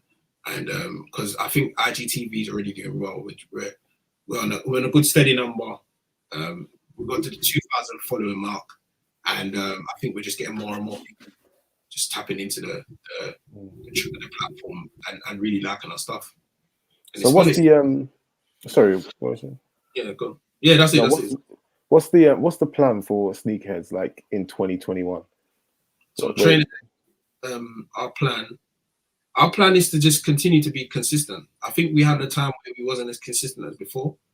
So, but that was me as I was when I started Trainer Headz, I was pretty much going through a lot of stuff. So I was going through bare stuff, life, personal stuff, work stuff, and all that stuff. So it got into the business, it got into it, and I wasn't as, when I started, it was more of a hobby. Then I realized we actually got a crazy following of people I was actually interested in stuff. So then I was like, okay, all right, it's now become a hobby into now, this is now business. So then when it became serious, that's when we started trademarking everything. So everything we've got is trademarked. We legally own all the names, all the stuff we use, Conversation Trainer Headz, we legally own that. Trainer Headz name itself, we've trademarked it, all the stuff. Rock and Drop, we've trademarked that. So we've made sure that we've handled that on the legal end. And I just want us to be consistent, and I just want us to be able to push more. I want more Black people, more people of color on my channel, and I want to talk to more people, more trainer heads. I don't think we've spoken to enough more. We've spoken to enough more people. There's more stories to be told. There's so many people that have got some obscure trainers. Like I think the person I've met that's met the most. I think the person I've met that has the craziest collection has to be Kish. Kish Cash by far is the one person I really wanted to meet. He was my first interview in front of camera, and the first time I'm in front of camera for the channel. I wanted to interview him. Who, if you could interview sort of like a celebrity in the game that's into trainers, who would it be? Fat Joe. Fat Joe would be my #1 sneaker interview, because I'm not being funny. I remember watching that MTV Cribs and him licking those cocaine white I said, wow, I ain't got sneakers. Like, I remember there's few people that had a few sneakers that were killing it. Fat Joe, Little Bow Wow, he had crazy kicks. Tiana Taylor, crazy kicks. Her collection's mental, man. Like, she's probably got every and any sneaker. Like, Tiana Taylor is she's a proper sneakerhead. Who else would I say? She's not married to what's his face? What's his face again? Iman Shumpert. Yeah. Yeah, Iman. Who else would have an interview for sneakers? You know, Fat Joe. Nah, not Travis. Travis ain't a sneaker. Travis ain't a sneaker. He's just a rock star. He's not. He's a rock star. He's not a sneaker. He's not a sneaker. I think. Oh, do you know whose interview I watched recently? Lil Yachty. He's a sneakerhead. Right. He's a sneakerhead. He's like people like that. You can tell. You can say, okay, maybe I'm misjudging Travis, but Travis doesn't come across to me as this is what he like. He's a collector's collector. You know what I mean? Like, you know, you got collectors. There's certain people like, oh wow, like levels, yeah. Really, yeah, levels. He's got the grails, man. No pun intended. Yeah. No pun intended. He's got stuff I want, like, so he doesn't come across as that. And I'd say Jim Jones is one person I'd interview. Jim Jones got a real good kick game, but Fat Joe is number one. Fat Joe is number one, numero uno, man. That guy's got. He's the first guy I saw. I thought he's got trainers for days, man. He's like, I got Monday, Tuesday, Wednesday, Thursday. I was like, what? I was like, nah. You spoke earlier about obviously the American culture. The American culture is huge. It's huge. To be honest, like I pay attention to it a lot because it's one of the first places that I did recognize it. What do you think of the UK culture for trainers? Like, do you think they're ever going to be as big as the US I think it will. It's just like the music game.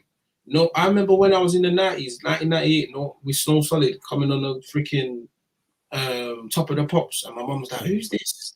I said, "Mum, this is the future." I remember when Dizzy Rascal, Boy in the Corner. I was like, that album, classic. Bro, classic. Boy in the Corner, you mad? Classic wax. I'm gonna run that at gym, bro. Bro, I was running that. I'm breaking it. I was running that in the gym. That album from start to finish is a masterpiece, bro. That I think now I know why it was very hard for Dizzy Rascal to go after that, because that is a complete body of work. It is incredible, sonically, visually. It is incredible. It's such a great piece of work. You're never gonna get another Dizzy Rascal, man. You never get another. Not even Dizzy. You'll never get another Boy in the Corner. It's like, like Gets his new album that's come out. So we're going to something else, but Gets a new album that come out. It's like my favorite Gets album is Ghetto Gospel. Wow. Have you ever listened to Ghetto Gospel from start to finish? It's a story, Right. bro. It's an Ghetto absolute story. Gospel is incredible, bro. I remember going to West End. And my cousin always laughs about this. Like, he knows how much of a fanboy I am of Gets. Like, I remember going to West. I've never ever fanned out seeing anyone. But I remember when I was like, I think I was 15, and I went West End. I don't know when that album came out, but we got Ghetto Gospel anyway, because I remember it was him in the confessionary, and he's got the rosemary beads. And I saw Gets, and they walked past me. I was like, bro, I grabbed my cousin. I was like, yo, that's Gets. Oh, that fucking Gets. And he's looking at me like, bro, calm down, it's only Gets. I said, bro, but it's Gets though. We from South London, I don't see Gets. Gets on blast though, bro. Bro, it's Gets though. Bro, it's Gets. I was gassed. I couldn't believe it. So I remember I always said I was going to keep this story. So if he ever watches this, if he watches Gets, I was gassed. I was gassed to even see you. Might try to get him on. Like, yeah, honestly, like, you never know. Trainer Headz, I was a big fanboy them times there. And I just remember just seeing him. But anyway, what I was saying is, when he was talking about, what was he saying before I went into the Ghetto Gospel? All I remember is you mentioning Dizzy Rascal. Oh, you're talking about the UK culture. Yeah. What I was saying, yeah. Well, okay. How I was trying to lead into the UK culture and how into the music of the UK culture. Basically, the UK culture is like the UK music scene. Right now, the UK music scene is doing really well because of consistency. If we have people that are in this UK culture, trainers culture, that are consistent, we will be as big as the American culture. Like, it will take time, but we'll get there. That's what. That's the whole point of me bringing it to Get Gospel and Israel School. But I think we'll get time, like with people like the likes of us, like Trainer Headz. You got Soul Supplier. You seeing JD now doing stuff, reviews. Like it's so funny how I'm not saying it is because of us, but it's so funny how a lot of people's style of reviewing is kind of mirroring Trainer Headz. Like it is. Not saying I'm not against it. I think I find it flattering, if I'm being honest, that people care enough to watch our stuff to even want to emulate what we do, because our style of reviewing is very unique. No one does how we do it. Because like before our style, can you name me anyone that was reviewing sneakers, which was giving you the history, the design, the price, the comfort, and an overall review? I don't think you can think of one. Not from the UK. I don't even say Soul Supply was doing it, because they weren't. No, they weren't. They weren't even doing that. They weren't giving. They would get a sneaker and say, "Yeah, look, this is the sneaker," blah blah blah, like, and present it to you and say, "Yeah, this is it. It's coming out," blah blah blah. But they weren't giving you a dissected review of a sneaker, and that's what makes us different, and that's what makes us cool. And you're seeing, and you're not seeing the cookie cut people on there. You're seeing real life people reviewing sneakers with just a cleaner background. We've polished I remember when we first started, I look back at old videos and I just think, wow, we've come far, man. Quality is crazy. But now I had to invest. I went and bought £4,000 camera. I just thought, you know what, it's important. We have to invest vision and sound to make sure the product looks good. We invested now in the studio. So now we've got a studio which has the backdrops, we have the sound, we have the lighting, we have everything. Hopefully, God willing, next year we get a bigger space, bigger studio. Then we can start getting more people on the team, start getting more people doing marketing, all that things. Start getting, pushing more. That's what I really want. But yeah, I think we continue to be one of my favorite American people to review is Foam Simpson, some guy, white guy. Yeah. He's wicked. Oh, he's cut out. He's cut out. Hello. Have I got them ones? I'm back. Yeah. Jackie Slade. He's one of my favorite guys that I watch on YouTube. I watch him consistently now. So yeah, that's to answer your question. We just need to be consistent, and I think we need to show each other love. That's the difference between Americans and us. We are too afraid to show each other love. Like, I was so happy that you guys reached out to us. Like, and you guys reaching out to us was so genuine. Like, your love for our show was genuine. Like, I was like, right. Yeah. First I found it weird. I was like, right, these guys actually. Like, I was thinking, because I find it when people, show any form of like gratitude to me, I think, oh, what's that? What do they want? What they want, man? So what you want? Leave it alone. Let's realize that, it's good. Like, it's like, even like to even the fact that we had King of Trainers, we reviewed him, like we got him to conversation and training him. Bro, Franklin, that guy, he knows his shit, man. Yeah. That guy knows his shit. He's another guy that I know. When I was talking about Kishkash has one of the biggest collections. Sorry, I was wrong. Franklin, I'll say, I don't know. I think it has to be both of them. You might be tired, because Franklin's got bare trainers, bro. He's got kicks for niggas as well. He's another one. He's got bare trainers. He knows his stuff. He proper knows his stuff. He rocks his name well. He rocks the King of Trainers. Bro, King of Trainers. And I knew about him. This man, I met Franklin. I remember I met Franklin on the Jazzy Show like years ago when I was filming. I was filming the behind the scenes of the Jazzy Show. Yeah, Jazzy's still out, man. Me and Jazzy went uni together. Jazzy's still doing his thing. It's just about that. But yeah, I remember his Smoky Barbers. I was doing behind the scenes for that. I was filming that. That's when I met King of Trainers. He was on one of the Christmas episodes specials. And he's been doing it for years. He knows his stuff. He properly trains. Like, even Jazzy's sister, Elle Sneakers. Oh yeah, I do. That's Jazzy's sister. Right. That's his sister. She works for what's that sneaker store that's owned by J2K. I've forgotten it. It's in West End. I think it's Present or one of them. Like they do the other thing as well. Yeah. Yeah. The thing is, I mean, I wanted to get Franklin to actually to join this stream as well, but unfortunately, he couldn't make it today. Yeah. We're definitely going to Yeah, get. he's got his new. You've seen his new business venture that he's gone in with. Rex. Yeah, I'm looking to go down to the shop as well and show him some love still. Yeah, I mean, I want to do the same thing. Just haven't had the time just to head down, but Yeah, definitely will make an effort to go down. And yeah, I he's think also done, his sneaker thing. Oh yeah, he does sneak of the year. No, he's done another business thing, the sample stock. So a lot of sample trainers, I think. Okay, yeah, because I went to his release one when he done the release. Did you go to that one? I just saw it. Yeah, I went down to where he done his collaboration with Elise. That was really good, really good. Great colorway, to be honest. That sneaker, very good colorway, very good colorway.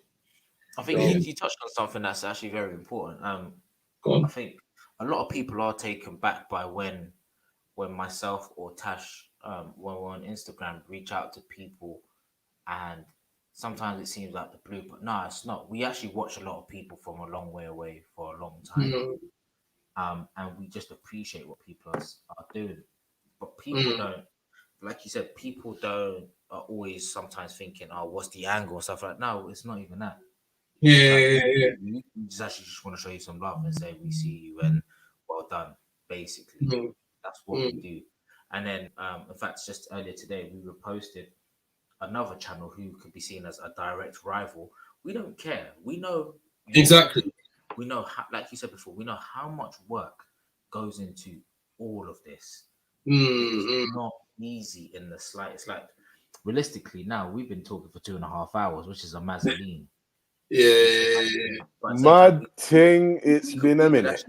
Bro, it's like drink champs, isn't it? Just about the drinks. To be fair though, I usually have a drink, but it's true. But you know what? When we can get to a studio, trust me. Yeah, invite us back. Invite us back. We had my boy Frost on, who's part of the AU Vodka, the Charlie Sloth team. Oh yeah, so is that black owned? Is that black owned? No, it's Charlie done by two white guys. Yeah. Okay. Charlie Sloth is like a silent partner. What? I think he's like a silent partner. It's two guys. Yeah. And then Charlie Sloth comes in sort of like as the promotion side and sort of he does the Diddy. Yeah, I think that's basically what his role is. I don't know the full ins and outs, but it seems like that's what he is because there was two guys that started it. He obviously came on board with them at some point. And to be mate, I've had it. Is it honestly? It's a liquors. So you know when you're trying to get licked, creepers basically, yeah. Drink that. If you're trying to get licked, yeah, wicked. Drink that. I'm gonna speak to it's either that or draw for the rare nephew. Yeah, no, that's what I say. Rare nephew's my one time, man. Where did I go the other day? Listen, both of you are gonna be bleeding Ray and nephew when we go out. I'm not. Hey, listen. I backed a shot of Ray. The girl looked at me. She said, "Oh my god." I said, "I wouldn't do that." I said, "Yeah, because you're a lightweight." Bro, man, anytime I used to go out, I used to back two shots of Ray, bro, because it's like I'm not being funny. I'm not going out and spending £200-300 on drinks, bro. When I know the true value, that's why people are like to me, "Oh, you don't like going out." I said, "No, it's not that I don't like going out. I'd rather buy drinks for their value, and I know about holding events and paying up in the price for drinks and that. Like, I know the game. I ain't stupid, so I'm gonna go to an event. I remember where did I go the other day? I went to one house rave. I don't want to be specific because I love them, and I went and bought a bottle of what did I buy? I think I bought a bottle of Ciroc. Bought a bottle of Ciroc for £100. Oh, it's a bill. That's nice though. And I went, what? I thought, what? No, but £100 for a Ciroc don't make sense for me, bro. It don't make sense. I could show you places where I'll play this. 2 bills easy. 250 for Ciroc. To me. Places for Ciroc. I'm not gonna lie, bro. I'm with you on this one. It's not happening. It's not happening. No, of course it's not happening. I ain't pretending. It's not happening. You know what I mean? It's not happening because my life is just not ever going to be set up that way. Exactly. Never going to be set up. Listen, it's not even about having the dough to do it, because that I do. It's just the principle. Do you know what I hate? Principle. It's true. And do you know what I hate? Yeah, that you have to say that. I hate that you have to say that. Not that I don't have the dough and I can't do it. I hate that you have to say that, because I hate when people are like, oh, it's because you're broke and you're bummy, that's why you're not paying. Bro, it's because I'm sensible and I'm smart. I don't want to spend £100 on a bottle of juice. Listen, it don't make sense for me, bro. Like, at the end of the day, you're the one that's laughing at me. I ain't laughing at you. You're laughing at me. I'm the dick. I'm the fool because I'm spending their money, bro. Like, that's based on society's weird, like, yo, let me tell you something. Like, we went to before the lockdown, we went to Sweden. I need to go to Stockholm. Nah, we went to it was south actually. I need to go to Sweden, man. I forgot what it's called. Oh man. I need to go to Sweden, man. Let me get the thingy up. I need to go. As soon as lockdown's over, I need to go back to Amsterdam. I need to go back to Sweden. 100%. Damn is I'm gonna spend like a weekend down. I might do a weekend down. Damn's getting hit. We went to Gothenburg in Sweden. Okay. So in there now, we popped in this dance, and like there's members of the group that are like flashy, and then there's like me. I'm listen. I just want to blend in, you know. Like I'm a blending kind of guy. Like I'm just like a chameleon. I'm just trying to. I'm just trying to blend. I'm not like that. I'm just not like that. So like, and I remember we went in. We bought a round of drinks. It cost like 60 or 70 euro. Yeah. And we're like, okay, cool. So then my brethren, out of curiosity, said, boss, like, because we kept going and everybody's spending 70 every time buying a round. I said, boss, how much is the bottle? Man said it's 70 euro for the bottle. So you're telling me this whole time, I have like everybody's done bust that. We've already spent like over £400 with these people, yeah, because we're a couple rounds in. And they were like, oh, what? So the bottle, let me get the bottle. On the next one, just bring the bottle. It's like, do you want the sparklers? I said, big man, just discreetly come and put this bottle on the table. See, listen. I hate the sparkles, you know. I hate the sparkles. One of my biggest gripes is when you're in a club and you may have booked a table, yeah. Personally, like I'm not that. That's not who I am, and it's okay if you want to do that. That's totally fine. But I'm the sort of person, bring my alcohol over quietly. Do not make a scene over bringing my bottles to this table. I don't want people to know that I'm over here drinking whatever. Like, just chill. Like, let me drink my drink, enjoy my night, and quietly step out of the dance. Who invented it? I don't even know. Whoever did that. I was buying bottlers of Moet them times, yeah. There weren't no sparklers. So I want to know who thought, yeah, it'd be a great idea. You add sparklers to this. I think the last time I saw this, I saw some African rave that was doing it. Oh, it was in South. And I think they was doing it first. I don't know. Oh, yeah, no, I went yardie dance. I went to a yardie dance. Probably was the yardies when you think about it, innit? Yeah, I went to a yardie dance and they done it. Like, this is busting up. It's got to be. It's got to be. Done it. And I was like, oh, rah. And yeah, so... yeah, man, it's just crazy. I'm like you, bro. Bring my bottles discreetly, man, please. I don't want put it down, like just step away. You were never here, like, and let's just carry on. Like, people are coming out. They got cars now. You got your bottles coming out in a whip.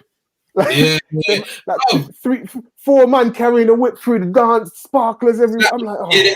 Las Vegas, LA, and Miami. It's like that, bro. Listen, we went to Vegas for a stag do. One of my good homies got married, and bro, I remember just thinking, damn, this is mad. Like, we spoke about it the other day, actually. Is like, we weren't supposed to do the bottle thing every night, but it was every night. And it was just one of them ones where for me, someone, like I said, who just wants to blend in. Like, it's crazy that I'm a DJ because I'm just not an out there person. I'm not. Like, I'm just not. I don't do that. Like, but every night you're getting the attention you get. Yeah, and I can understand where some people. Attention is crazy. Yeah, some people like it, but if I'm honest, I hate it.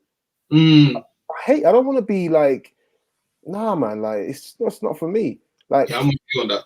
and to be fair, like I spent most of the time outside the area because like when you're in these areas, you know, you booked a table, you're like club royalty.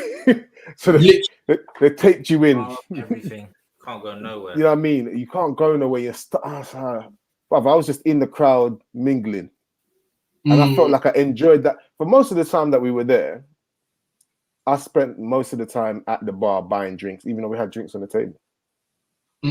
Because I was just trying. In Vegas, if you've got a table, depending, and then to make matters worse, we went to Miami in the same trip, bruv. You're balling, bro. That's what I was just about to say. Hey, listen, stop. Man said, bro, you went to Las Vegas, is, if I'm correct, a 12-hour flight, yeah. And after that, you done another one. Yeah, we went to the other side of Miami. We flew to the other side of America. We did about a week. Wow. Yeah. He was, listen, it's a send-off. Funny. If you're getting sent off in this group, you're getting sent off. I mean, like, you're getting sent off. So are you looking to add any more friends to that group? Listen, bro. Listen, when the occasion comes, everyone gets the invitation. But bro, there was one place that we went to, and then it just got blown out of the water because Rick Ross rocked up with Meek. Oh God. And it was just like, you know, when it's like, and like the Donnies in the group that were like obviously like doing up the baller thing.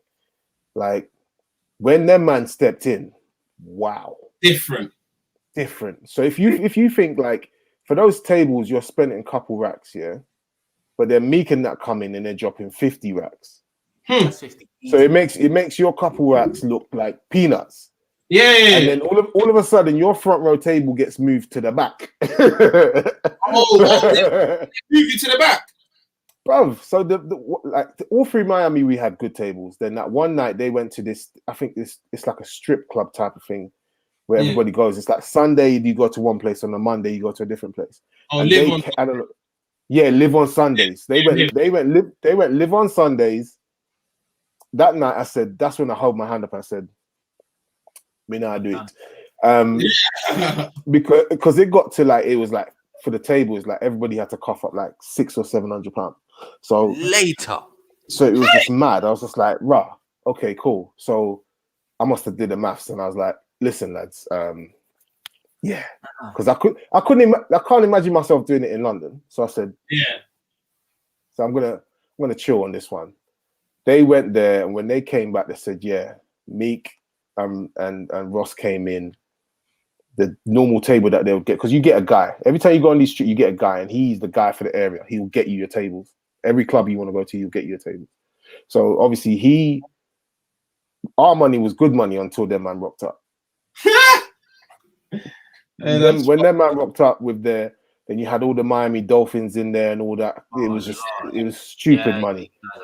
Like everybody's doing dumb numbers, and then all of us, their table was, they still had good alcohol, but they just didn't have the same level of table because America's like a system. It's about money, innit? Like if you got money, you get treated a certain type of way. And yeah, bruv, like I said, going back to the whole, they still got the sparklers and all that, but then obviously they got priced out with the fame. Like you see what I'm trying to say? Got priced out with all the fame. I saw Meek Mill and I said, don't effing put no sparklers on my. Don't put no sparkles on these bottles. Don't come in there with your sparkles. You got goddamn Meek Mill in the house. Don't put no sparkles on my bro. No, you know what? That whole in Vegas, we had a table right next to the stage in Vegas, and 2 Chainz was performing. It was mad. There was one Donny on a table by himself. I kid you not, I can't make this up. Man had a cowboy hat. Yeah. What? White done, cowboy hat. He was just sitting there, one leg straight, one leg bent, and he had just women, right? Just women. And he had these racks in this little thing next to him. Like the money was just there. Like it's mind blowing. telling you, like mind blowing shit. And I'm thinking, right, this is why I'm not. That's like, it's not my life. Listen, I don't want to tell everybody that I've got dough. Like, you know what I mean? The humble lifestyle is the best lifestyle for me, man. It's crazy. Loud It's and proud, actually crazy. man. Loud and proud is not for me. I want to be loud. Only want to be too loud about two things. Yeah, loud and proud. Be loud and proud about my son, and I'll be loud and proud about my business. But money, I don't need to be loud and proud of. Yeah. You don't need to know how much I'm making. You don't need to know how much I'm spending. It's cool, man. Do you think it's cultural though? Like, do you think it's like a cultural thing for black folks? Nah, it's not. Not in my culture. Not solely on it. It's only when I met my partner before. She's Nigerian, and and I remember that lifestyle is very flashy. It's very like, you got to do a lot of stuff, bride price. Even some a few Ghanaian girls that I met and I used to date. Like, headache, bro. They want money, bro. Them nanas, they be stressing me, man. And nanas and Sandra, them girls there. Hey, what's that one? What's that famous Ghanaian girl name? Forgot her name, but them nanas, man. Anytime I met Elizabeth or something like that. I ain't met an Elizabeth, man. I met you got Sarah. No, I ain't Sarah, Sandra, Nana. Sandra's. Hey, Sandra's love the cat. Sandra's are stressful, man. No way. Telling me, boy, she quietly, calmly, but like what I was saying earlier about sort of the platforms, I think you guys will do well on the YouTube. I really do think that you guys will do well on the YouTube. I think Levels would do well on the YouTube as well when we get to that sort of like stage, especially with the fashion side of things. I think it will be great. Yeah. I'm sure Sizz will figure out a way to do it because he's that guy. But I think you guys, especially for the sort of like the immediate future, I think you guys would do really well on YouTube because I can't see. I'm a man that's like, obviously I got the premium, so I spend a lot of time on YouTube. Yeah, I've not seen no one really do the trainer thing on YouTube. Okay. Like, I've not seen anybody do the trainer, and there's everybody reviewing something on YouTube. Like, if you want to buy a shaver, there's someone that's doing a review. Yeah. You know what I'm saying? So, but I think you guys, the way your platform is set up, I think you do really, really well. Because there's no one else really no one does on YouTube. That's the only thing about our thing. That's why our platform's so unique. No one reviews like how we review. Like you haven't got the characters, and like you can copy the style, which is cool. It's not gonna have the same authenticity as ours. Like it's not gonna be a Trainer Headz review. Like even when we get guest reviews, they're like, I'm like, just do it how you want to do it. Just just give your opinion. What do you think? Don't think what I think. I think they're trash. If you think they're trash, don't say they're trash. We like them, man. Man, still say, man. You know what I mean? They're dope, bro. I had the most controversial review the other day was the foam runners. Like everyone in the studio wanted to lynch me. Like everyone hated. They're like, "What are you talking? How can you give that slipper / shoe a 5 out of 5?" And I said, "Bro, I gave it a 5 out of 5 because of the history of the sneaker, of what I see. Like North was the first person to wear it. Kanye wore it. Kanye said, "This is a sneaker that I want everyone to be wearing." He wants this sneaker to be like Christ-like, kind of like one seamless shoe, innit? Like he doesn't want all this fancy design. He wants Yeezys to be something you could just slip on and wear anywhere.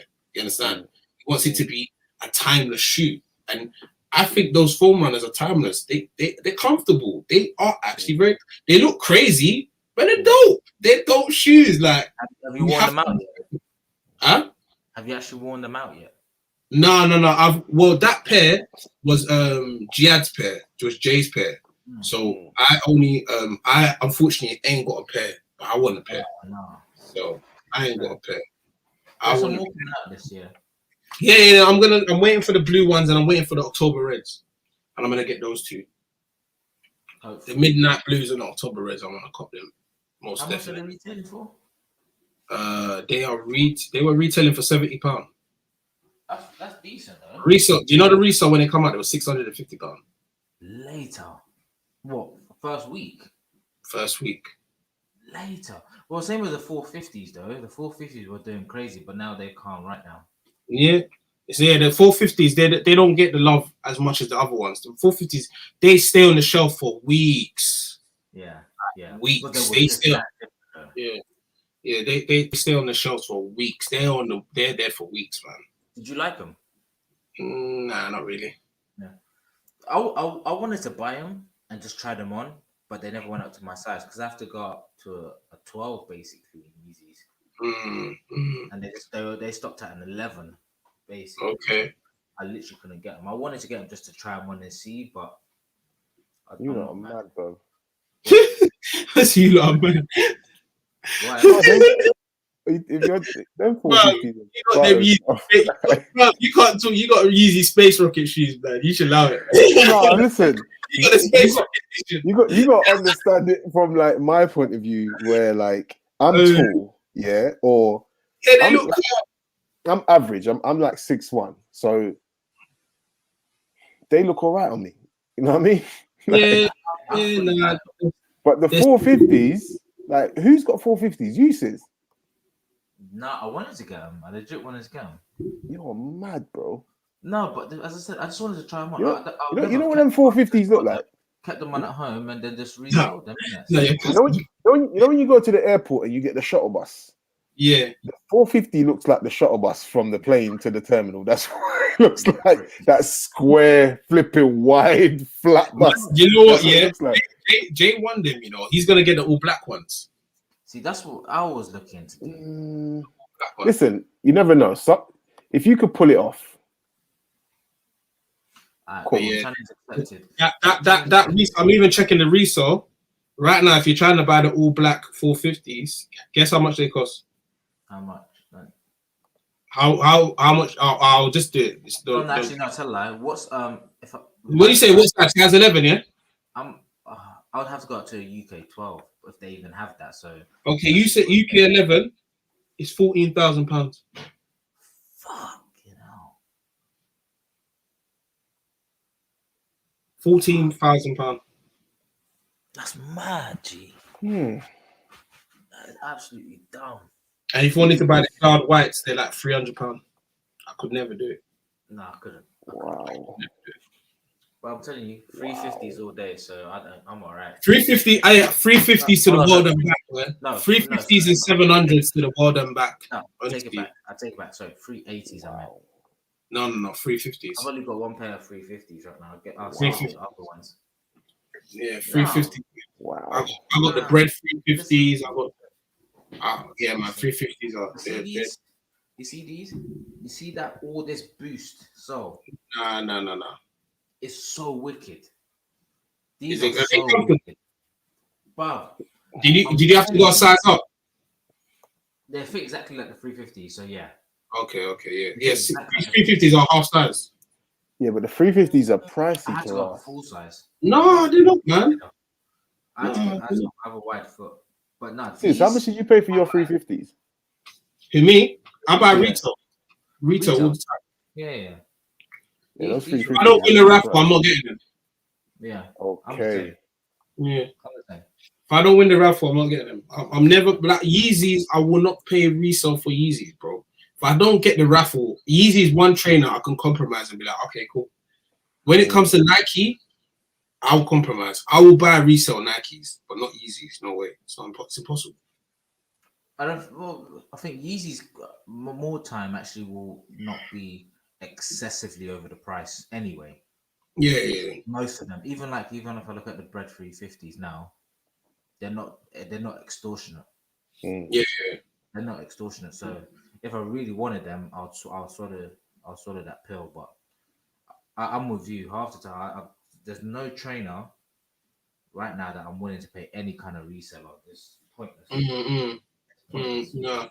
The only trainer I'm willing to pay resale right now is the Course 4s and Cements.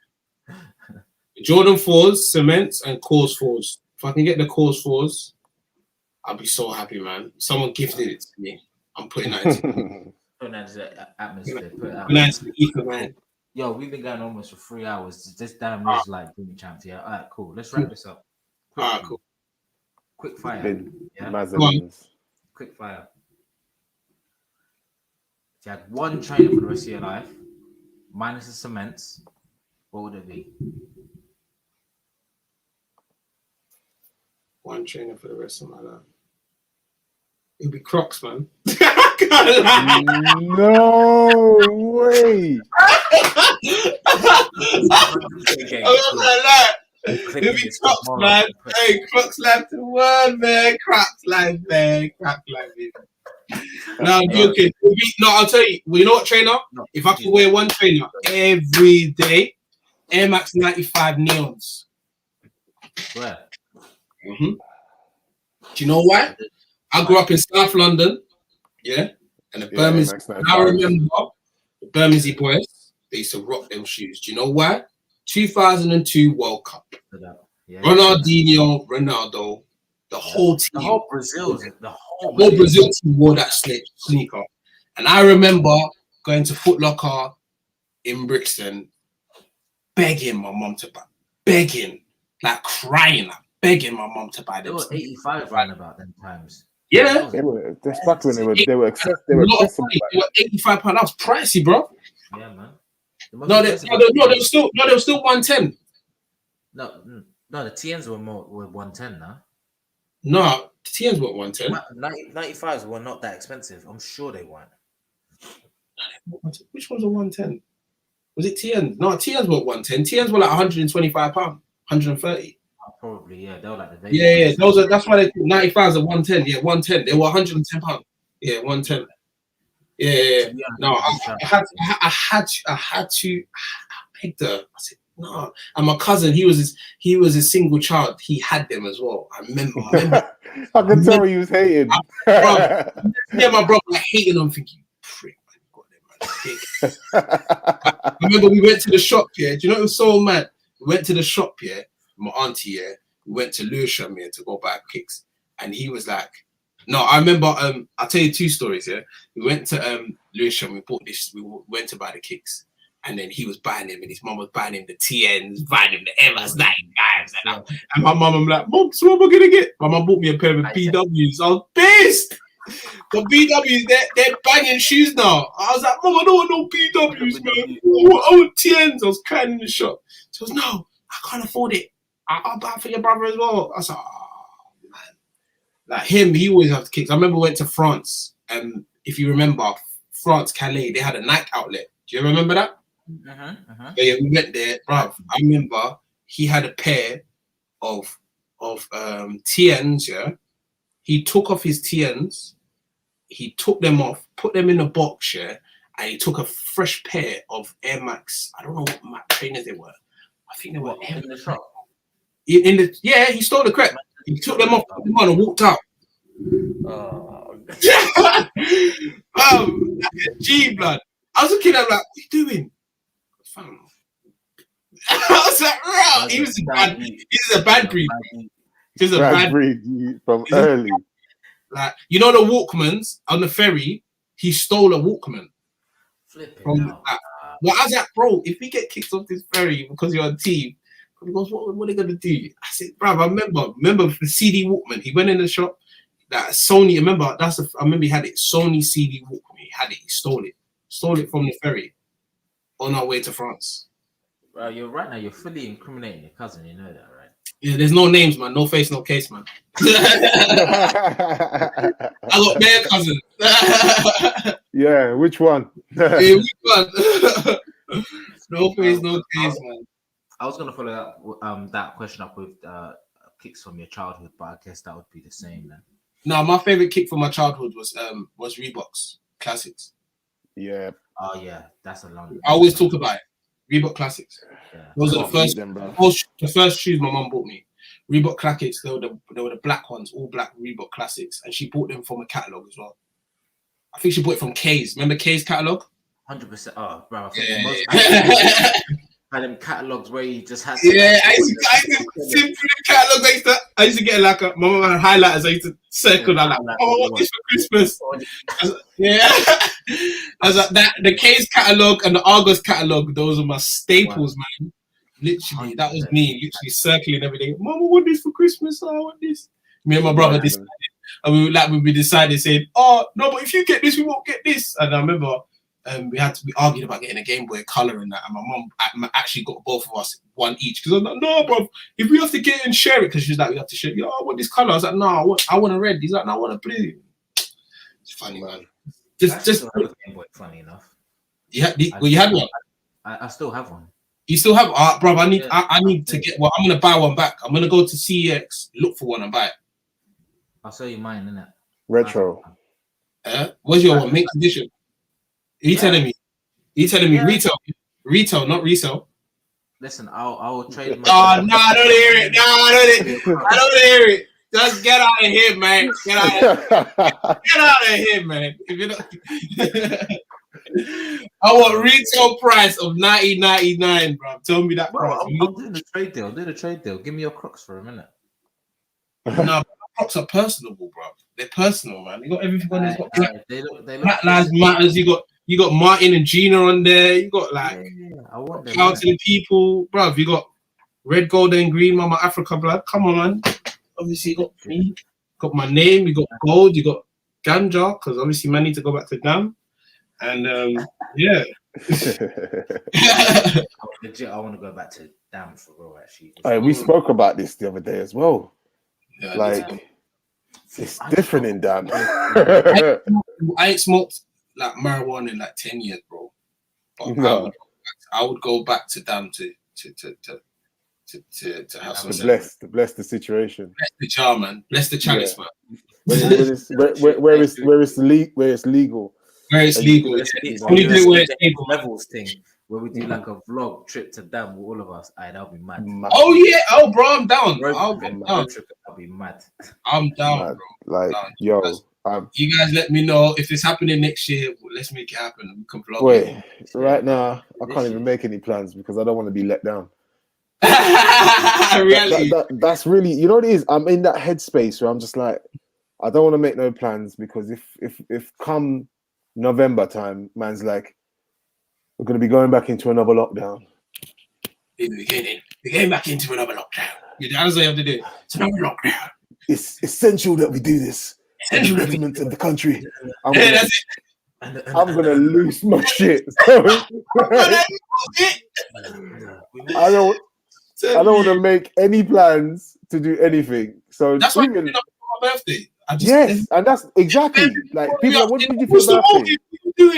I was like, I just chilled, I relaxed with and that was it. And I didn't want to make too much of a hoo-ha, because I was like, it's anxiety is gripping me. This whole thing is just like, you start getting gas thinking it's all ready to go, and then it's like, no, I don't know. You know, and that's where I'm at with the bad boy. Not quite. Okay, so you asked me the question. So, Mace, what would be your one trainer that you could rock for the rest of your life? If they said you got a limited supply of this one trainer only, that's all you can wear, what would you wear? My trainer, I can wear for the rest of my life. What, Air Max 95? And they give me every time it goes out, they give me a new pair. Neons, bro. They're running shoe. They're casual. They're classy. Man, epic. What would you pick? Air Max 90s. Air Max 90s. What color? Infrareds? Nah. Yeah, actually, no. Back in the day, I had they were red, blue, red, blue, and white. Red, blue, and white. Sounds like some American colorway. Bro, sounds like some American shoe. And you know where I copped them? This guy's got links. You know where I copped them? I copped them in Dam. Oh, is it? Yep. And that's when I really started clocking on to the trainer thing, that we get different colors in different countries. Yes. That's if you're a true collector. There's certain trainers that's what you can only get if you went to certain countries. Like I went to Germany and I got some Dunks. Remember the Dion? There was some neon navy blue and M3 Dunks, and I got them in Germany, and you couldn't get them in the UK. I remember I came back, no one could get them. It's like even in America, like my cousin went and got some exclusive Bape. Before Bape became international, he got the Bape Air Force Ones, the Supermans. And he came back and he bought me a pair of the Hulks, and no one had them, only us. So it's true. But if I could go back to those original ones, like I would definitely cop them, and I'll say, you know what, I'm gonna hold these because they're one of my favorite crep. Followed by those the high top Air Force One. Okay, cool. Yes. Solid. What about you? Me? Unlimited supply of this one trainer. You can't wear anything else. He's gonna go Yeezys. No, he's got Yeezys. No, he's even thinking. He's thinking. He's got so much collection. He's got Yeezy. He's got Fear of God. He's got a selection. Even if he wants to, he can wear Ivy Park. Yeah, he's got bare crap. I did actually have some Ivy Park night joggers. They were get out of here, man. Get out of here. I'm serious. They were so wicked. But they went Beyonce's clothes. Actually, you know what? Just to be spiteful. I'll take it back. Huaraches, all black. Oh, my God. Every day. Huaraches, all black. Every day. All black. When they get forever. I'm like, just keep replenishing the all black on black. Forever. All black Huaraches. Yeah, I just road man. No, but you know what Huaraches I want? I want the ones with the stitching, the all black stitching, the high top ones, not the low top. But we used to hoop in those. Yeah, we did. We did. I couldn't. They're decent to hoop in though, but like they were a bit ankle. They weren't ankle friendly, man. These are basketball shoe. Yeah, they're running basketball shoe. Mad. I mean, they've got running technology, but the high top ones you can hoop in these. This will kill you. This bit here. Yeah. This is what the bit at the back. This will snap your ankle. Someone with good handles will finish you. Cool. I love this sneaker, man. Go on, flipping. Sis, what are you telling me? Just to be spiteful. Just to be spiteful, yeah. Just to be spiteful. T-Mac 3 All-Star Edition. Oh. When man rocked one blue and one red. Killer guy. No, but if I'm being legit, one of my actual favorite crepes which I've got, I actually bought 4 pairs of them. Do you know what the Footscape wovens are? Yes. Is that Nike? Nike Footscape wovens, like yeah. They're like woven, That's mid ones of those. They're so good. Masterstroke from Nike. Yeah. Masterstroke. Have you seen them? Nah. Do Googles, man. Bad boy shoe. I'm just Googling now. Bad boy shoe. Like flipping out. I'm going to see what these look like.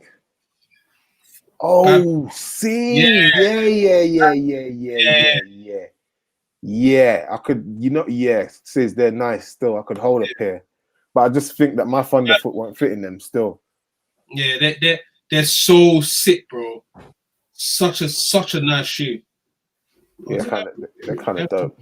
They are quite dope. I mean, technically, those Retro 4 cements are just the hardest of hards, bro. But can you see that, Mason? Hold on, let me see. Yeah, that's it.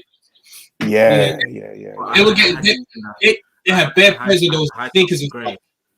Yeah, I had the high top grey ones they had like a tan sole. Those are my absolute favorite. But I remember these are so comfortable. Mazzelines, look at that. I'd be those personally. If you were to ask me like 15 years ago, I'd have told you a Desert Clarks. That would have been me. Clarks. I'm even contemplating trying to get these right now. I might even cop them still. The Ispas. Nice. The Ispa Flows 200. Oh my god. Getting for one. That's cheap. Why not? Cop. Yeah, that's a cop. Okay, cool. Fine. We still got some more questions. Steve, favorite UK artist of all time? Go. 10 seconds. 10, 9, 8, 7, 6, 5, 4. Gets. 3, 2, 1. Who is it? Gets. Mason, favorite UK artist of all time? 10. Dizzy. 9. Wow, dude. Yeah, Gets. It'd be Gets. Gets in Dizzy. It'll be Dizzy. Okay, cool. Yes, would be my favorite UK artist of all. But I'd say my brother-in-law Frenzy, but he's my favorite as well. Frenzy. You know what? Yeah, Dizzy or Wiley. Actually, you know what? I forgot to tell you, sis. This Sunday I'm streaming for Esky Dance. Actually, is it? We got SKS. I'm streaming for Esky Dance this Sunday. Yeah. Where? Yeah, You should. man, Yeah, it's true. You should imagine doing the SKS. Imagine. You got SKS. She. I'm even trying to go to No Mercy. Yeah. When's No Mercy? When's No Mercy? Maximum does a rave, innit, with my brethren, brother. I'm trying to hold one of those any dance that's going on in Amsterdam, Medea. Yeah. That's me. Like, if you want to know my motive for 2021, dance Amsterdam, me. Yeah. That's it. If we're allowed, I'm first in, bro. I'm on zoom out, bro. What's your favorite artist? UK 10, 9, 8, 7, 6, 5. Actually, I do 4, know. 3, 2, 1. Mine's gonna be an oldie, but it's because he pays such a way, especially for UK R&B. It's Omar. I knew he was gonna say that. It had to be Omar. Or what's Omar, his name? Or Deneo, because they've actually made a very strong impact. Mark Morrison, yeah. But for me, Omar, I think he's done so much low key for British R&B and soul music. Low key. So I actually give a lot of ratings to him. I remember my cousin have an Omar t-shirt. He went to New York and got an Omar t-shirt, and he's like Rastas. They were like they had like the fur on it, and it was coming out, and I was like, oh, that's so sick. I used to love that t-shirt. Omar. But Omar's a wicked guy. Fine. Favorite UK US artist of all time. Go 10. Kanye West. No, not Kanye West. Lil Wayne. Sorry. Really? Okay. Weezy, baby. Mason, go 10. Busta Rhymes. Hey, yeah, he's gonna go Busta. I knew he was gonna go Busta. I'm gonna go Busta. Busta's my guy. Like, I grew up on Busta, followed by X, and then probably. Yeah, I was so sad when X died, man. Yeah, my probably. He's the first artist I had on tape and I had on CD. First. Do you know what's so funny? Was you ever in? Were you born in London or were you born in Sierra Leone? I was born in London. Born and raised in London. Okay. What's so mad? I reckon around about the time DMX released his first album and then his second album, I went to Ghana. This was back in 2001 because he had that year. Yeah. CDs were popping in West Africa of these albums. So that's again like you. I had X's, and then there was X and It's Dark and Hell's Hot, both on tape. I had him, bro. He's the first artist I ever had on tape and CD, bro. Yeah. I had no other artists I had on tape. No, and Jay-Z. Jay-Z's another one. Jay-Z and DMX are the first two artists. My dad had Reasonable Doubt on tape. Oh yeah, that's a bad man. Yeah, bad man. Yeah, that's a bad man. Man's copying Reasonable Doubt. He's a bad man. That album is a classic, bro. Bro.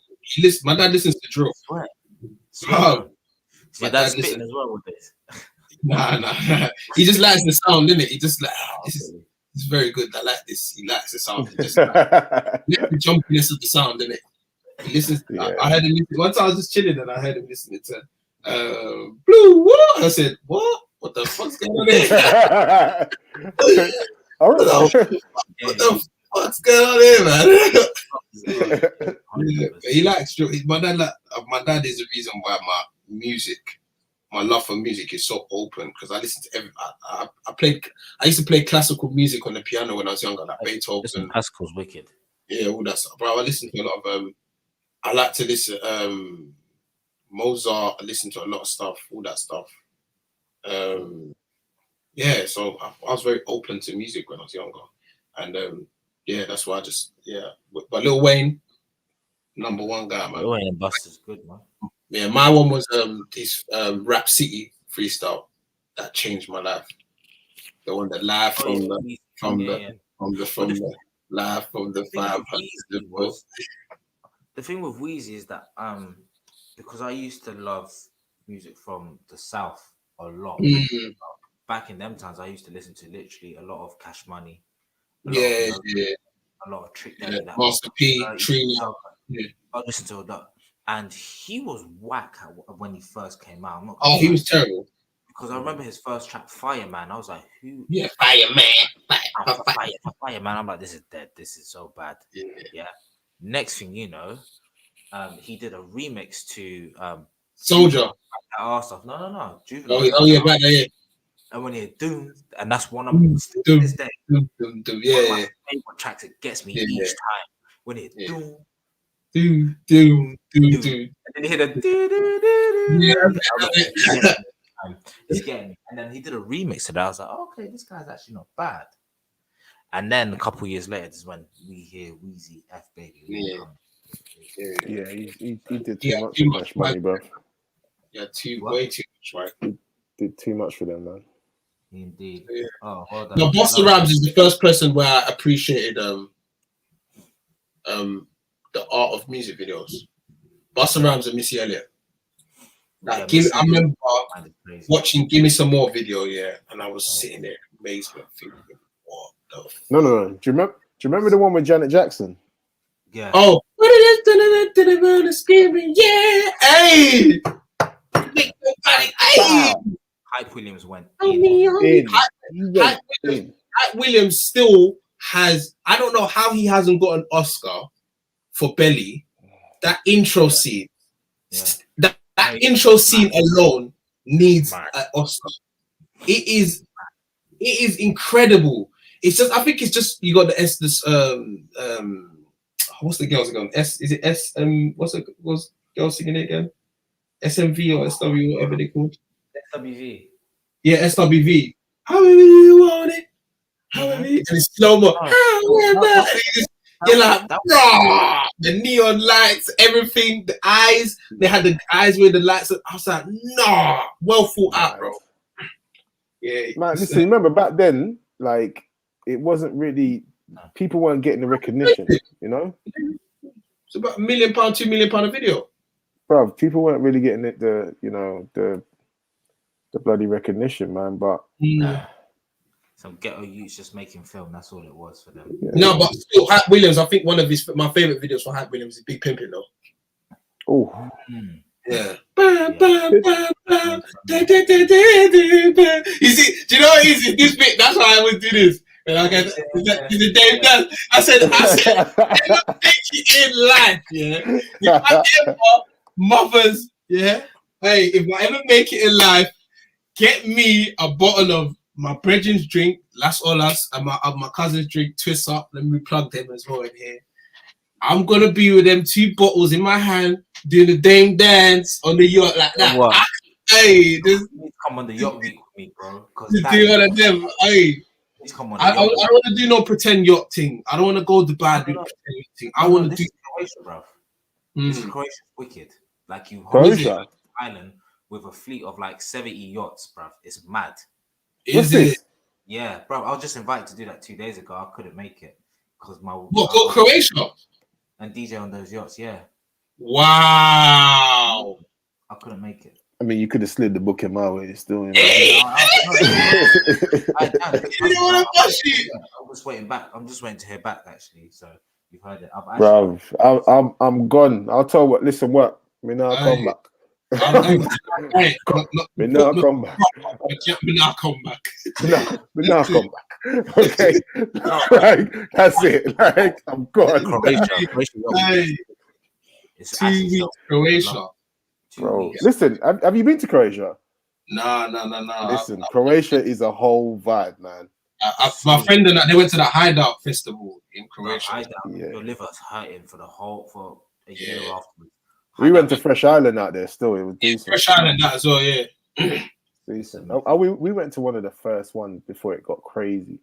And it was interesting to see how many black folks from like France, from obscure places in Europe, that were just like, it was like something that they can actually come to and leave like the norms of their normal areas. Like, do you understand what I'm trying to say?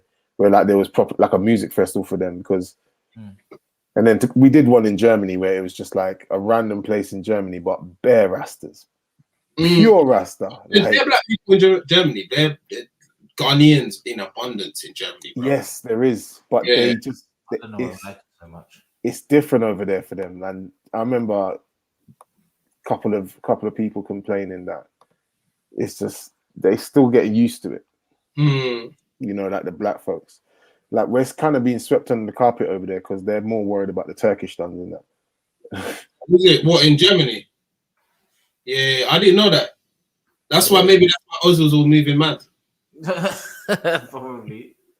Oh my god! You know what? We've been talking for 3 hours 15 minutes. Yeah. Oh, I Ross, can't believe we haven't even touched on flipping any football when we're not going to.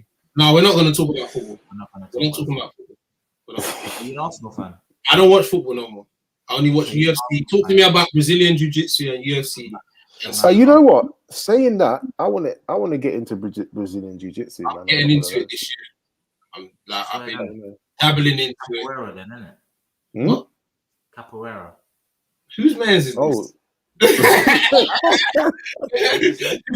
Is this your man's? What did you do Capoeira? Oh, that Capoeira shit, man. Legit, Capoeira was wicked though. It's just so off guard. Have you ever done BJJ? No. Just watch a few bits. Do you know what you need to watch? I'll show you a book to watch it. I'll tell you a documentary to watch before we go. I'll tell you a documentary to watch. Yeah. Okay, but can I ask, like, why not Capoeira? What's wrong with Capoeira?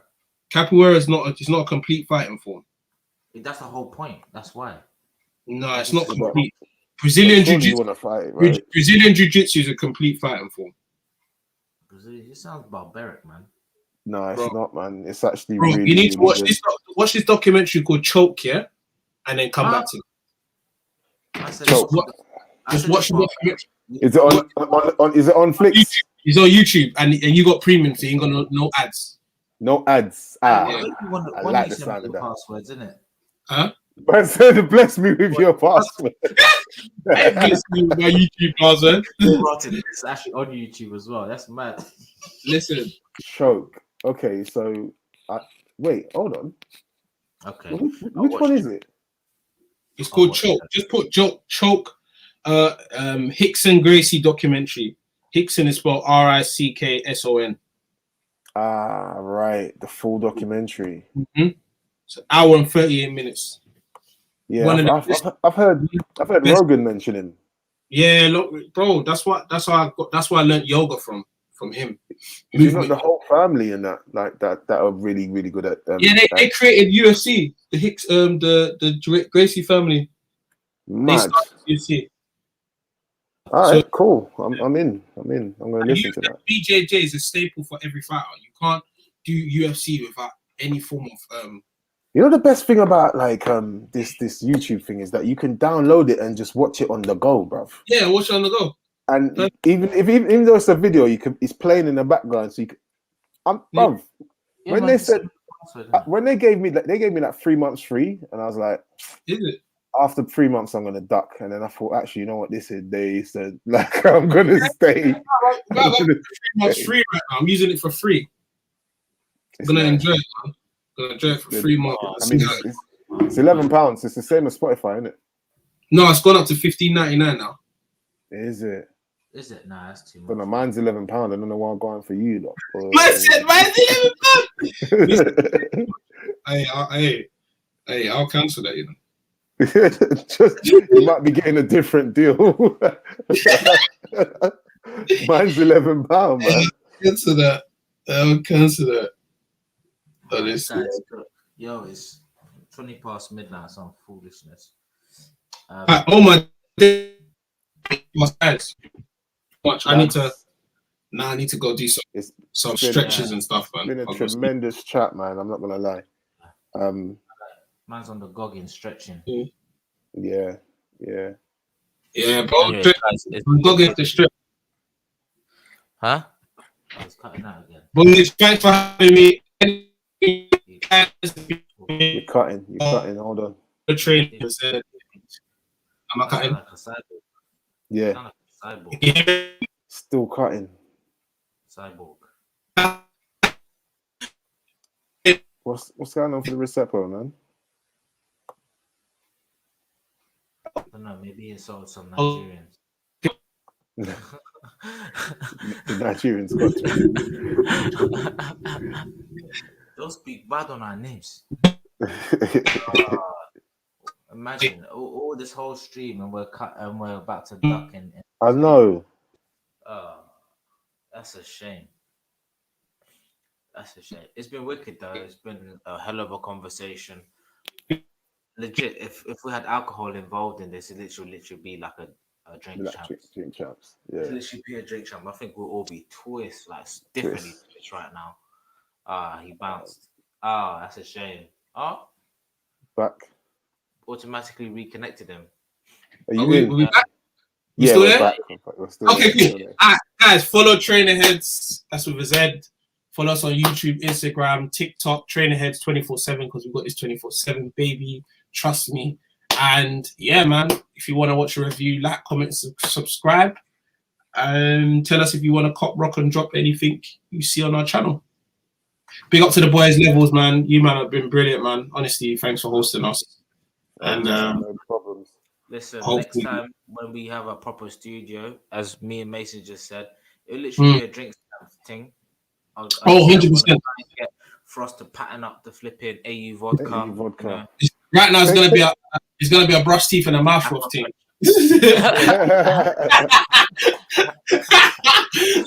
Right now, it's after 12. Man, hey, this is what I'm drinking, man. I'm gonna go brush my teeth and do that. Guys, man. Thanks a lot, man. For real, man. Love for that, follows across the bottom, by the way, everybody. So Steve, as you can see, at ste.piratelens on the IG. Same with Trainer Headz. It's just at Trainer Headz with a Z at the end. It's been wicked, guys. As I said, it's been a 3 hour and 20-minute conversation. Insight. I mean, we dipped into some things you never anticipate getting into, but we tracked back and looked at some of the suggestions on the book. Books that we have recommended because they are actually really inspirational. Again, if anybody hasn't watched the Michael Jordan documentary, no, we've watched that one. Yeah, watched that. Then definitely watch that. And obviously, one of somebody we've all obviously kind of been attracted to recently, and that's Mr. David Goggins and his message that he just spits out. My guy. Stay hard, man. Hard. He says. Go hard. Go hard, man. Go hard. Stay hard, motherfuckers. I'm about to go outside and go for a 10-mile run right now. Yeah, I'm going for a 10-mile sleep in the bed, bro. What you mean? Yeah, right. You know what? I was gonna go gym now, but it's a myth because it's unrealistic. This is after hours. I'm gonna literally just do some meditation and go sleep, and then get out for 6 o'clock. And go hard. 24 hours. My gym 24 hours, but I ain't got the right now. We've had a very good conversation, and now my brain needs to download and reset. Yeah, man. Indeed. Hey, love everybody. Man. Peace and love. We'll see you next week when we got our boy JJ Bolo. I think it's JJ, anyways. I hope I'm right. Novelist, great book to check out. Again, Steve, you said you want to lock into that. Definitely lock in. Oh, I'm looking into that 100%. He's a dope baller as well, man. He ain't got nothing on my boy Cooks, man. Cooking, man. Trust me. This guy's a Trust me. He is. Was a kangaroo. Hey, do you know who's he's my brethren in that thingy? Big Tobes, the artist. Big Tobes is an absolute baller. Seriously. Very good at basketball. Do not be be fooled by his sight. He can play basketball. He's hard. Pattern it, innit? Hold on, say we want to get him on levels, innit? Yeah, I'll chat to him. I'll say, look, Tobes, these men are chatting. They want you to get them over there. They want to give you the Euro step. Listen, we put up a couple of games. You know what I mean? You get a 5, we get a 5. You know what I mean? We do You won't like it, bro, because there's people in my 5 that are really, really good. Bruv, listen, same. We could bring a 5. Listen, summertime's coming up. You know what I mean? Set up some trainers and that. You know, we do a little something. I'll bring some music. Listen, it could go down, bro. We can make something happen. Let's highlight Nike and get them to what's it called? Give us some Harachis in it and say we're doing some. Yeah. No, I'm not bullying in no Harachi. I ain't bullying in no Harachi. Man's leaving his whole ankle on the court, bro. Like you try and pull in Harachis. It's a wrap. Didn't PJ Tucker play in some MX 90s? No, it wasn't PJ Tucker. Some other idiot. Some other idiot. He's playing in MX 90s. He's bullying them as well. I was like, your foot's gonna bun you, blood. From when Jordan said he wore Jordan 1s again and his feet were bleeding, they were soaked. I was like, oh. Yeah, I mean, them Jordan 1s are not for playing in, bro. I can't play ball in Jordan 1s. It's impossible. It's crazy. Technology's not there. It's just not there. That's but anyway, he balled out in Air Max 90s. That's it. Yeah, Thabo Cephalosha. Look, oh my god! If you see, he's hooping it. Dead is Air Max 90s as well, isn't it? Some dead colorways. He's balling out in the deadest colorways, bro. You have to see it. He's dead colorways. You're thinking, bro. I remember watching. I was like, why the fuck is he balling in Air Max 90s? Is he mad? Nah, he must be crazy. Some people balling the weirdest things. Mad. Now, isn't it? Who? I'm just waiting to see someone balling Yeezys. Oh no, bruv, it's a wrap. I've seen someone do they done Fear of Gods though. Someone was balling in. I think PJ Tucker played in Fear of Gods. Oh my god. Yeah. I think someone was playing in Fear of Gods. PJ Tucker. Yeah, it was. Yeah. No, Jerry Lorenzo. Jerry Lorenzo was the guy that created them. Jerry Lorenzo. Oh yeah, sorry. Yes, it is that he created them. I don't know whose foot that is though. Are you hooping in those? He hooped in the Fear of Gods. Mad man. Yeah, mad. No, it's not about that. Anyways, guys, we're still peace, cool. love, man. Thanks, guys. No worries, man. As always, we go learn life. Yo, what's good? It's been emotional, man. Indeed. Catch you. Good chat. We went off on one of our, and it wasn't about race.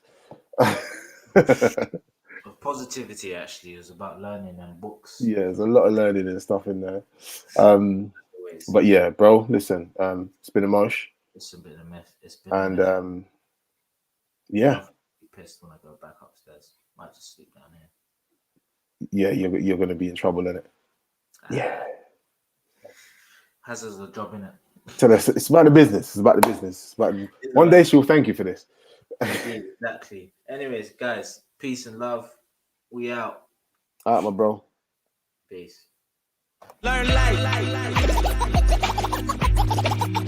There's levels to the shit.